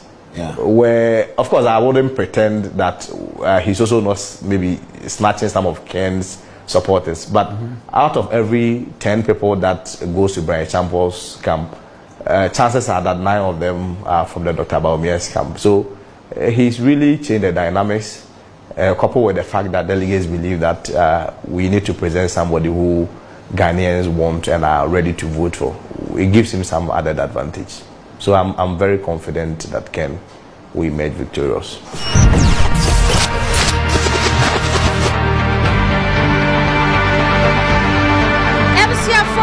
Say kwesi kwaten na yakọ akwakotie ne nsem ade aba ne nyina no efa this tribal politics achesesisi ano between Kennedy camp and Dr. Mahmoud Bawumia camp asole ewo hono no nanu disem na wode atudwa no mabejafo atena se eja ye ba betwetwe nkomo ede afa oman Ghana ho Kweku Debra NPP communication team member saso na Laurel Dadzi NDC communication team member memo mu nyina akwa bashonko ede aba media you so Laurel bibia boko de boko na ozo e oba de na daroma me nso me hu ye papa Kweku na ozo e oba de daroma me hu ye pa pacho no ama voice no aba na opposition international na say mo ka say bie se bibia boko de nyankopon wadom me hu ye papa na ozo e oba de daroma ye de nyankopon ase I think say emre no ekwa nkasa ntino yensa emre ye betu fa na ejansema maboabo no nde no yakasa ede alfa ho de kan enrada chese His Excellency John Dramani Mahama ebra chese Chief Justice Bafo Boni ja si ade yaso ani inewie no ensama wode tu dwa fa ho se onfa hye ni tirim se case biala wo be deal with bia no ejina ho ede ma nipa abrabo futu a meka ne se ye mampeni Edemano no Laurel we take on that any day this whole Chief Justice Bafubone won sense me na dey met me akakra ne say wa won say ye mampanyi His Excellency John Dramani Mahama obadwuma ye de akonwa ne ma no NDC for party no ne members ne won no ye adwuma no bia ni madwuma His Excellency John Dramani Mahama wo kroma ni semna oka no se Mahama akonwa no otisi no oprega na yedie because they nkonya ne kohye nkofo bisa ama mo se Ghana pamsam ama o man ye wo kire but His Excellency abayi ono the paper to the dawo on ye man of justice it is say ya appointed Bafo Boni Chief Justice na o the mbrane be ye di opebia no ye nya ne sa because ye nya ye o man baako Ghana wo ni ye nti some money be ya age na me no. Me pacho the make what the make say. So it will not come to a point say bia Chief Justice ebekwa ko rule in favor of NDC and I say obesevu ye nyina no wabesum ye nyina. E bia na me ka say sebi nyansa eniba akufotrim. His Excellency John Dramani Mahama oto no onkofo musutu ne fo. It is the Chief Justice ya appointing abano.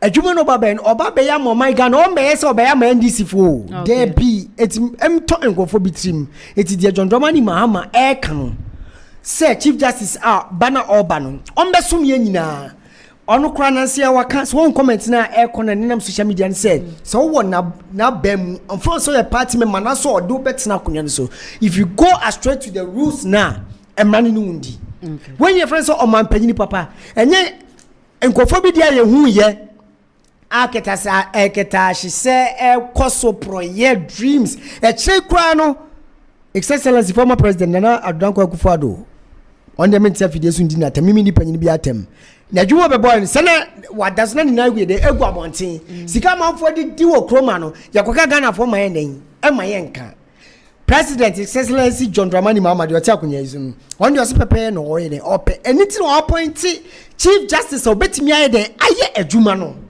it wa catch and say onfo no kredie enye den enfo bebu amemu na 2 million de ye da hye ne san obu ade 2 million na de ope no oye den oye but obi so so ye de mana o mani ye nti ogene ho emma bibia de ekoye se de Ghana akwakodu no ya reset Ghana no ya reset ya ma Miami nuanom NPP fo yo won say adwuma Dramani Mahama ebo no we die ye betene kira de ache eti na de betimi aka ne say oba be ye adwuma na Ghana man no amba say oba ya ma NDC fo. Okay. Kweku Debra mama ntie won so take on. I think Miniana can say bebre na simple but the way the ko wada ye na mani mu aye de na mani mu ye de pa ni mani mu aye de ene mo na mo say inflation about single digit inflation enso ene adia first now the 5 cities to and also the 7 cities neto this is the kind of mani mu aye da minu no ye de e ka ma mi topic ya o de mami enra mi him topic na me say papa we asema o kai no does he really understand what he said. I didn't make a say. Senka obi fufro kra ne kan na His Excellency John Dramani Mahama ne kan ya. Enka enyame ya. Onim se ansemfo okache onua Paul Bafo Boni no. Me friend onua because oye old student of Konongo Dumasi. Okay. And Konongo Dumasi enua no nti obi a owi course bia ye friend onua. Okay. Onua Justice Paul Bafo Boni no. Se enka John Mahama anka enka ye. Because this is the first time a certain president what to me a supervisor the dismissal of a Chief Justice over whimsical excuses and you were any part of Krum His Excellency John Dramani Mahama na and a man ya where say ono de eba gender equality gender equity or tiasie inti se eba e mayi de intine sa no eye na be de akire okofa oba ye ni aye maami na anaje no poku agema say o me vice president but this is the case in the history of the Fourth Republic a sitting president has supervised a whimsical excuse of the dismissal of a sitting Chief Justice. And if you are giving out an advisor, this shouldn't be the advice that you should give to the sitting Chief Justice. Because His Excellency John Dramani Mahama no all the campaign oban into abono. Oban Ghana 40 years say at that time no, our Supreme Court was not having a representative of the NDC on the Supreme Court judges board. So when he comes to power, a bench, he is going to make sure he's going to employ majority of NDC lawyers and NDC judges. And that is the agenda His Excellency John Dramani Mahama is now pursuing. And look, it is an agenda, it is going to jeopardize the very foundation of our democracy. Okay. Of which His Excellency John Dramani Mahama, I'm a Ghana for what he has said, or no, a back kabima min kabia memoir on Tiasie, unim de idea. Nessa Untino was supervising such a very deadly trajectory. And look, Miniaba, they said the all party and they say, every party that comes to power, and the position of the Chief Justice office, is coterminous to the party that's in power. Because this is a very bad precedent, a very dangerous precedent that His Excellency John Dramani Mahama Wateki. And this advice should go to His Justice Onyapo Bafuboni. Said the advice he should take it very at heart. Na onye ehunwajuma because obi life ene didi agro ene wabedru baby awadru. Okay. Na emu mpanyifo wakasa bi aya na omoka. Omo say wa ma oyonko entwa nkwa. Untwanu. You have supervised such a symbolic, such a whimsical excuse to dismiss an innocent soul, all because you think, say, she doesn't share the ideologies of your party. You have succeeded. But among kind who say from and so on. Now and a son of channel, it is going to affect them. And now I about say MPP by Katase share project. Mo Minister of Finance. Answer na mobile bemu. Now he was at the law court for corruption case. Mobile, what have you guys done to it? It is a Ghana for you now. Then any sem. Yes, share. The mobile. Yes, say offer otutu abura. Obusu apenyo. Bema on the bura. Fini tutu yim. Say and I'm saying na masha asiye. Na ekwa wiye no. Ye de yesu mbrembre. Kase mu wa mo fire den. Mo fire Ghana for hwem. Okay, yabusia kweku Debra ena yetie wono so ne submission ewo efutu a man penny His Excellency John Dramani Mahama my Chief Justice Bafo Boni. Yebera next topic for discussion. With your full mandate, I will bring more investment to Ghana. Dr. Mahmoud Baumia ena eka sasemwe Laurel. Nana onza minu ya ikasei. Onza opposition ya. No kra ya enso wo se ye de yeka. Meka sem kakra bi afa adewo opuni case oni adongo mobile mo betina akono say 8 years after bibiano mo say bibiani omo fine asema ababeto aye kan aya na MPP for no yaw no ana mo de ye omunoma bi ani enti o mase say ye from kwa no mu nam TV so no mo kasa ye adwuma na ye no ye dim say we are doing the right thing mameka asem we nsho Baumia, this more can be NCC so. Economic messiah. Se said the near digitalization. And some brain or compo tour, not all can. On your vice president, even the MPP for no crown will say Baumia Diomuyamo. And you may be near someone who quite might yet to abandon or investments when or deba. Only share the back. Miss Samu, Ayana and Sembuana say Casayam Frama. Onamo tour and as a mukani treason and to a now okay can't about to talk for trim says Ghana and the Bia by any papa. Dear Baumia Kikazo about investment, but what's a so what's else 8 good years? I didn't ask me what me and share more my Ghana. It's Yan and Samuel Mokika and member said me kwami who sack and you man a cosuna me share Sanyaman. Minute may read this Sanyaman because a hammy. Yama full mandate na kwese obobo nyama chance oh package so se bobo oh ya bobo ni wie na ya onka yama meisi ya me kasa asem no eti dia Excellency former vice president Dr. Maumba Baumia ekeka no me dia ene Thomas me hu na yikura na me dia ma flip na me ye dem come baby eti on ti me mba emfa investment bi amba sika na manfo ba be di no kroma eti enya possible ene na me mabre ene o makwa na me dia beduru anu eti me pese me dem me kasa bebre so what dey make na intimate nsem bi say na asem me hu dia me ye me ho ya reset Ghana ya reset NDC is going to sit on the throne forever and ever ekwa one party state they met me account nti dey ba me account dey investment oni bibi on the Ghana digitalization and economic messiah ya come from ba who onu any better say Ghana yankwa kwaje bosia eso dey kwasha IMF esa kwaje bosia nti na nsem na okeka no onim dey okeka nti onko tena ekire no hwe ne ye na osua de ne no mbra okay kweku dey bra ma minti me no I think when we had this submission will make you like what's an American I was who man the topic in India like frankly speaking Have you taken your time to read the topic? No, not about baby free, but you didn't prepare before you come in here. The reason is, look, I think the NDC as a political party doesn't understand the structure of governance. Seriously. And no wonder he's exhibiting. No wonder. My brother, when you were talking, I kept quiet. Listen to me. And ya obi a okasa nkoana ye kasa ebia nipa no nkasa wo. Obi betime kasa. Ya me ma me book. Ebia I will be better than you. Kasa de okojina wo timeka. Me pacho de meka what de meka na say. People will talk. And then former president Obama. Benji from the time. Benji from the time. Me mama no kra no. Say and send me what we shouldn't debate about it. Check me can do crash.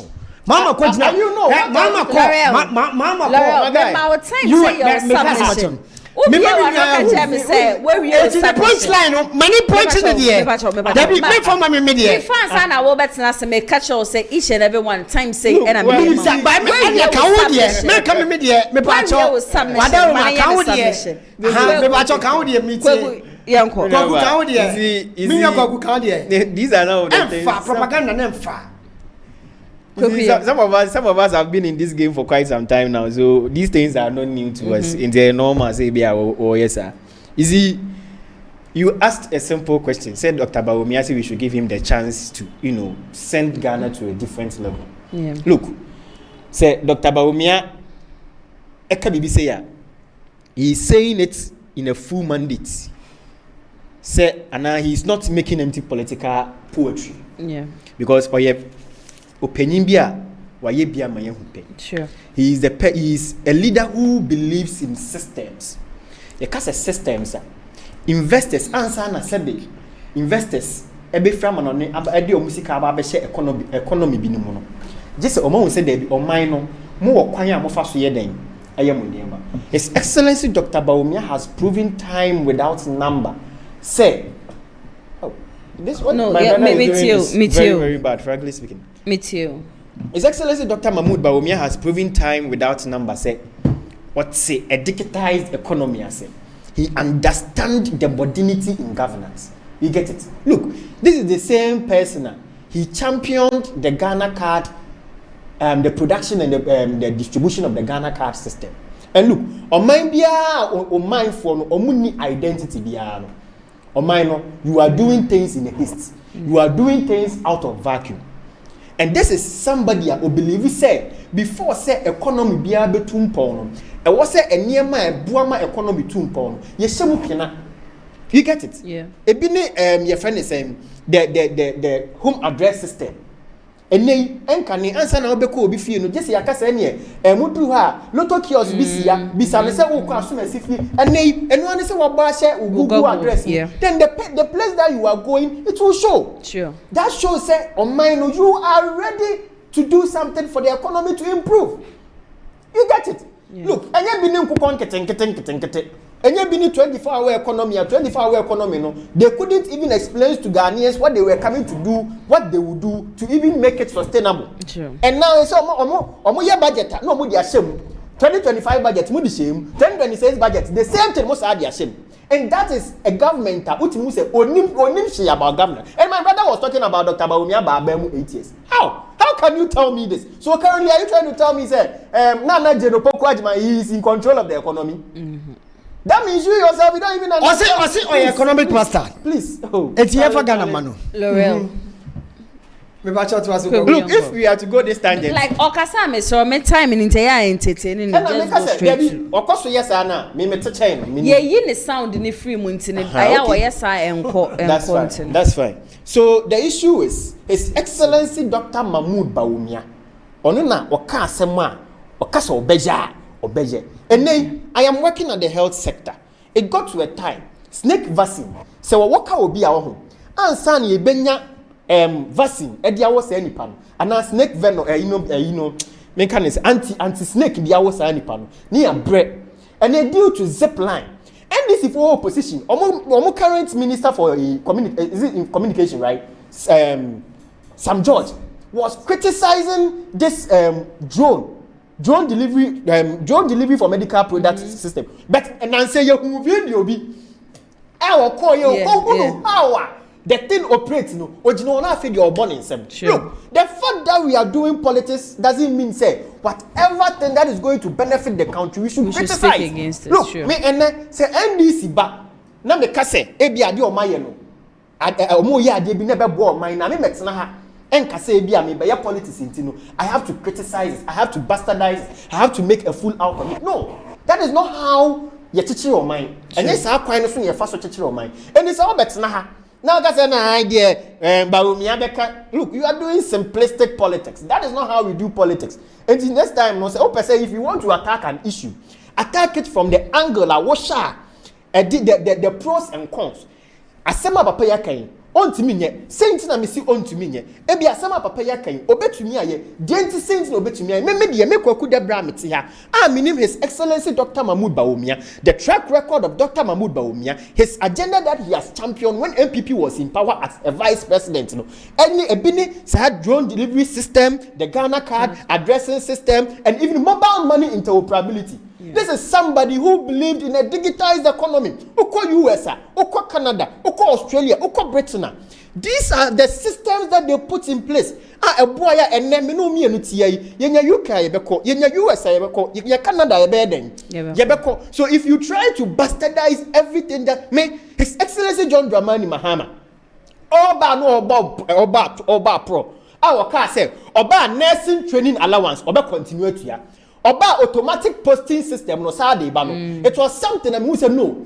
Though we may have varied ideas, we may have different ideology with respect to politics, but as some papa yakan so obana se Ghana for the 2 minimum note me dia aya dia be boa nurses no. What you say me nuanu mu kuma omofi. And so nay oba and the finance minister say 2026 they are not going to employ nurses. Yeah. This is how when they were John Dramani Mahama 1, when he was in opposition from 2012 to 2016. This was how that backlog of nurses started.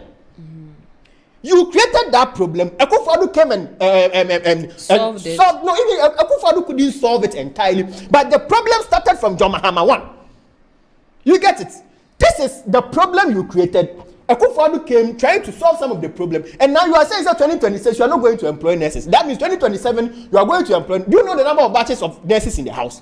It's imagine, Nyame Fasama, 2028, Ukofi. MPP abamba, you are coming to blame MPP say now nurses na egufie no. We now creating. Meanwhile, you couldn't do certain things properly. And then Oko constituency be NDC office. Sika wasn't kedutia. Sika wasn't editia your friend is saying. Yeditia nurses kano. Sika wasn't editia nurses kano. Ene yedeba NDC for constituency office. Yeditia NDC for without doing anything. Do you have evidence on national executive never kind? I see every month there is a free Jubilee house. His Excellency John Dramani Mahama. Etiama NDC various constituencies the whole across Ghana no. Say Sikano, ya the bar nurses are yenti omoka 10 months in you. Ya betim ya tu omoka. This is Abanya Owo opposition. Abanya Owo opposition. They were just criticizing everything. Omoka chere Ghana for say Akufo-Addo artist kakutri dia kwa kutu amena, which is your friend is saying National Cathedral. And now His Excellency John Dramani Mahama, when he met with the clergy, also National Cathedral was a very good initiative started by Akufo-Addo.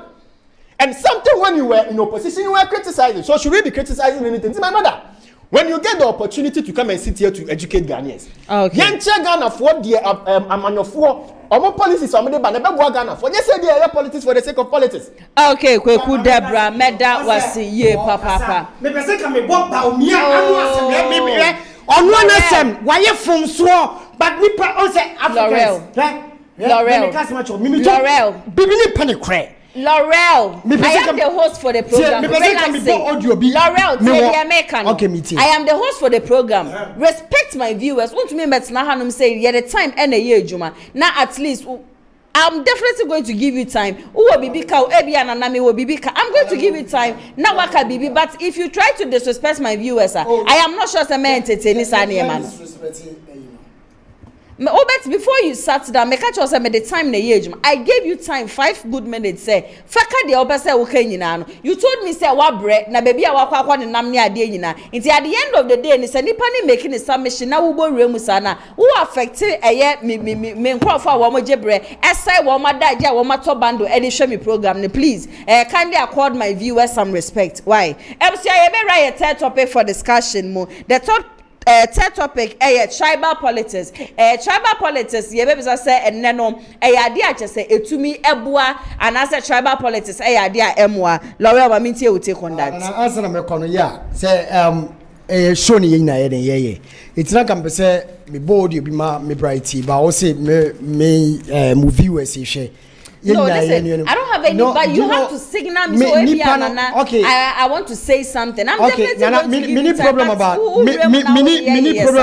what you are saying. Also, from Baumiana and Numasem, Ghana for Yepamacho, Yayam from so. Me bibia me evidence.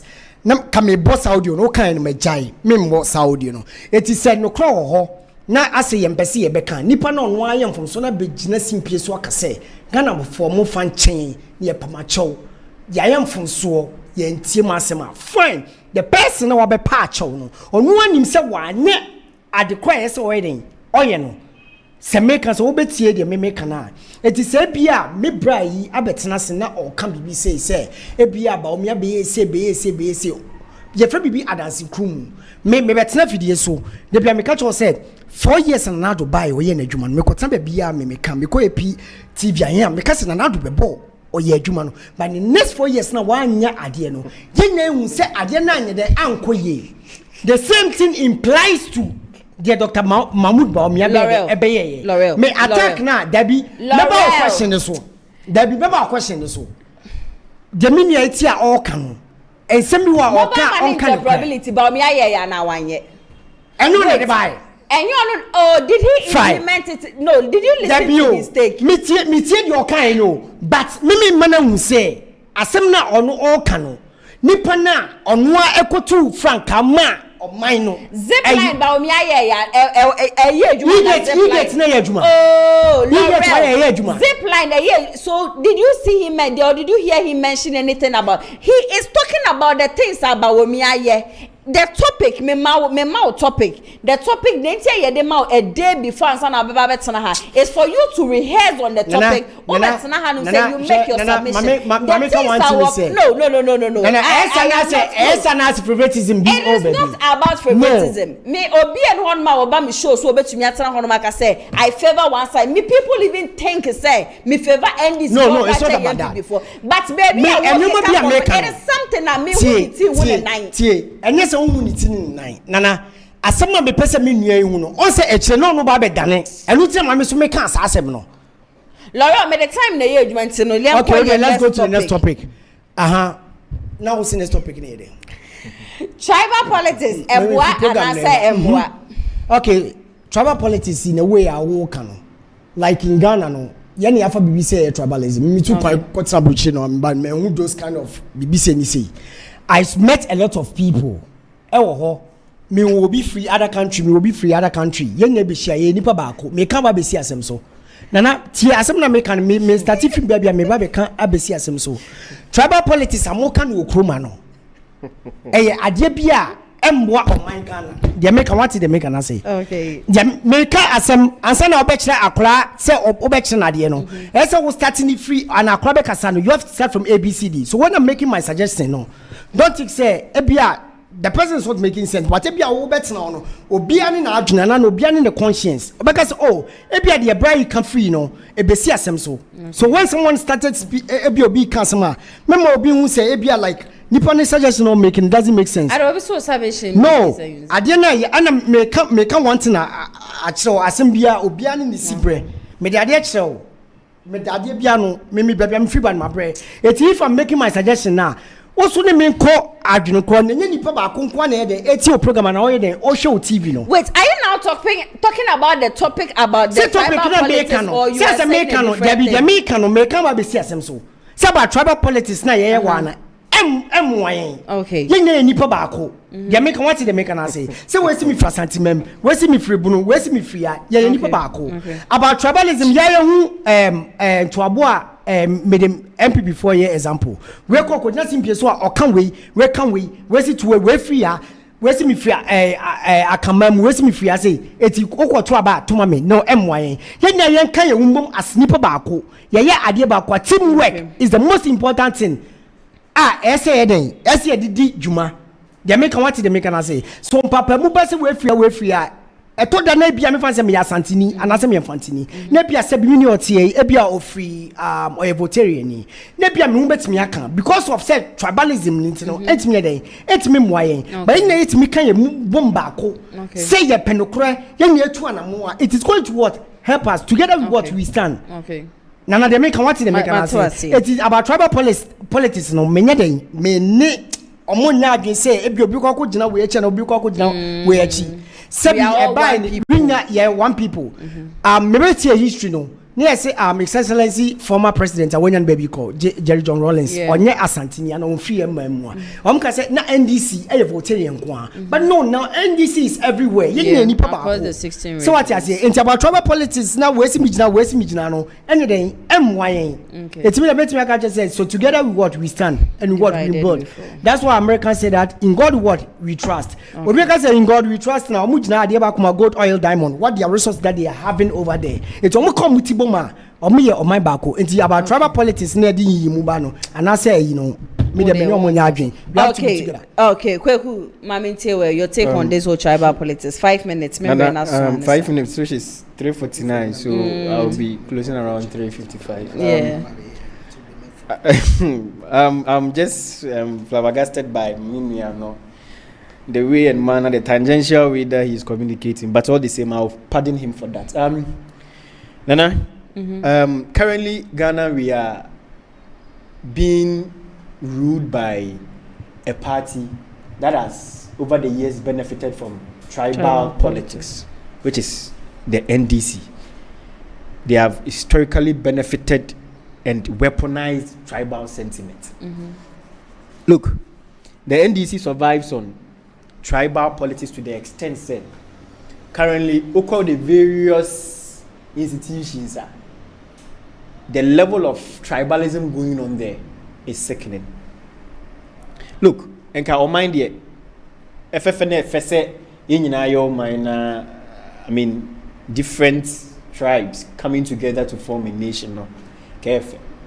But certain people don't want that unity and that cohesion to go on as a country. But the mechanism both MPP and NDC one way or the other, we sometimes utilize that, or we sometimes get triggered out to say the beya ibenya to me.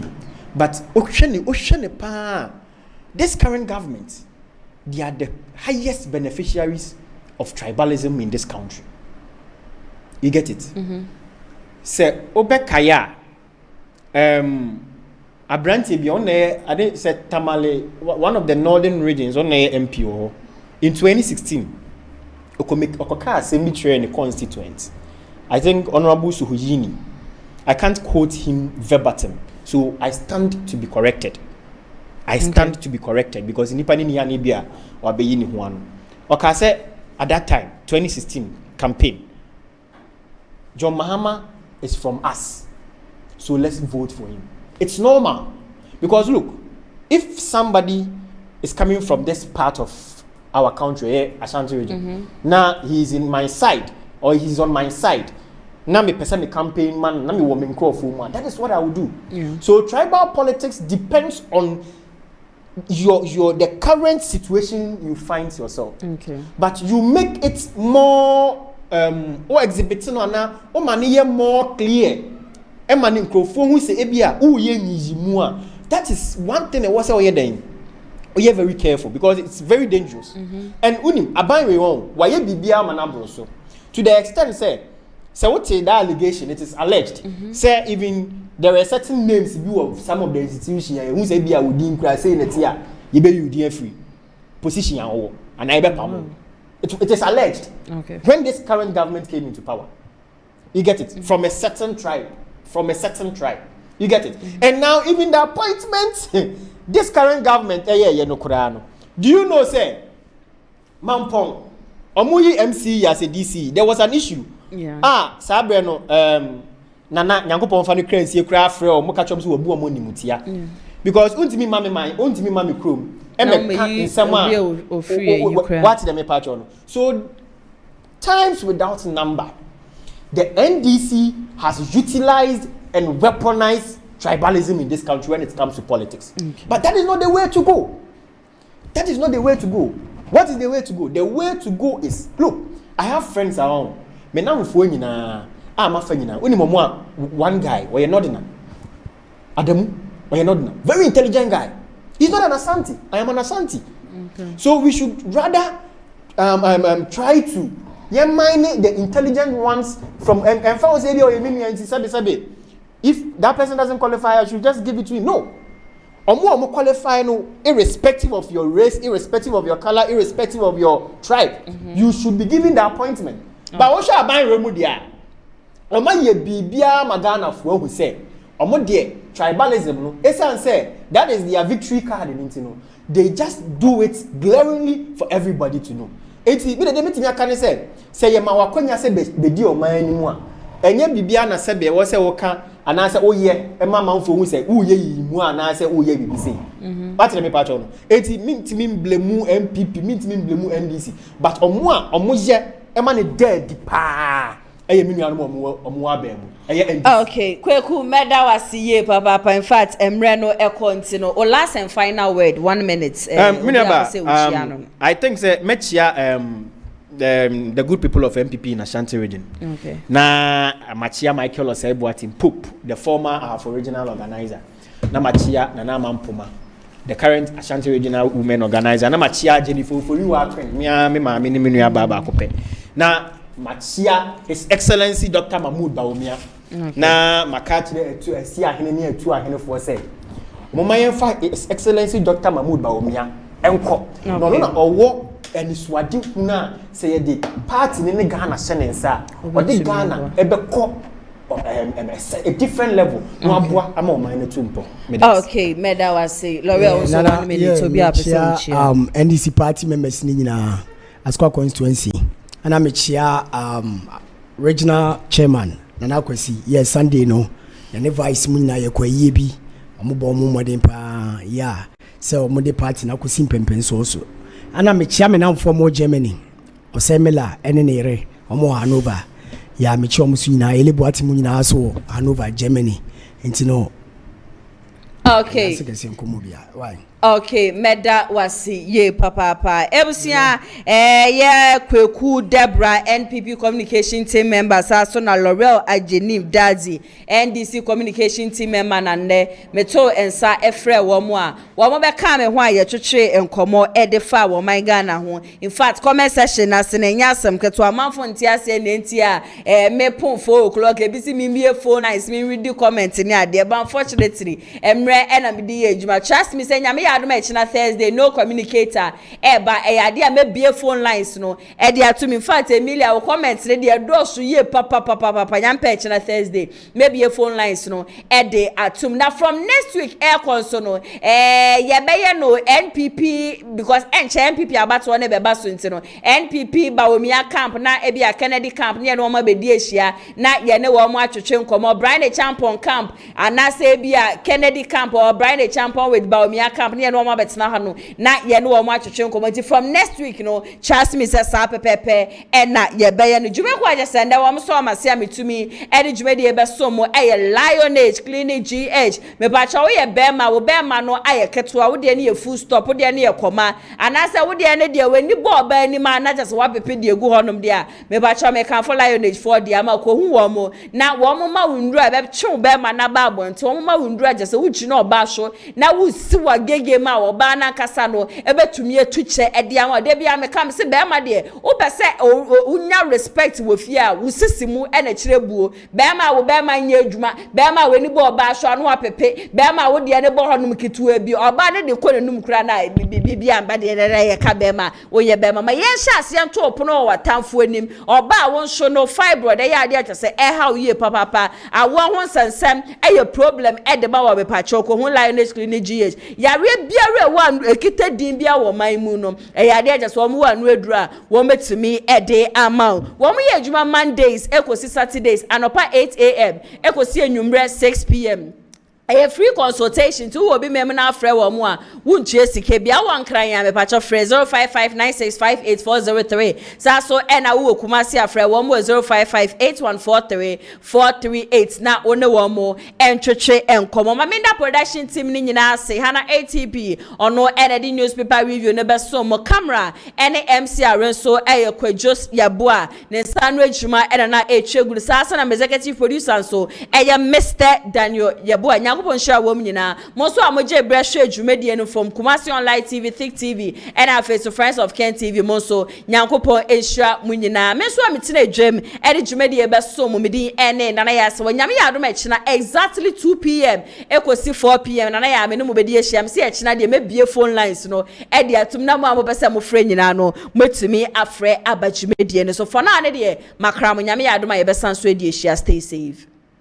Ebusuafo memo bibia akwaba eye mosomfo Dr. Aziz ena menimu etwetwe nkomoi wo ye bema wo tie mi wo Ghana hase anase wo amanone pacho tie mi wonim se yade ba ko a ema mbema ahode won paso eba fompa yade afa ne diabetes anase esiche yade mbema bebre na no mo battle diabetes na ade ebufu kwa ne se ombeka che bema se obede edosuwa all your life me pacho enya de papa na obibi sese ekwan be so na diabetes etuma be ma eyemre ebusua eyenoma 9 pachotie me dedi kan ye friend diabetic neuropathy HSA be ma nerves na etumi ma obe ma etumi peja no diabetes etumi se no 2 ye obdia ye friend no atherosclerosis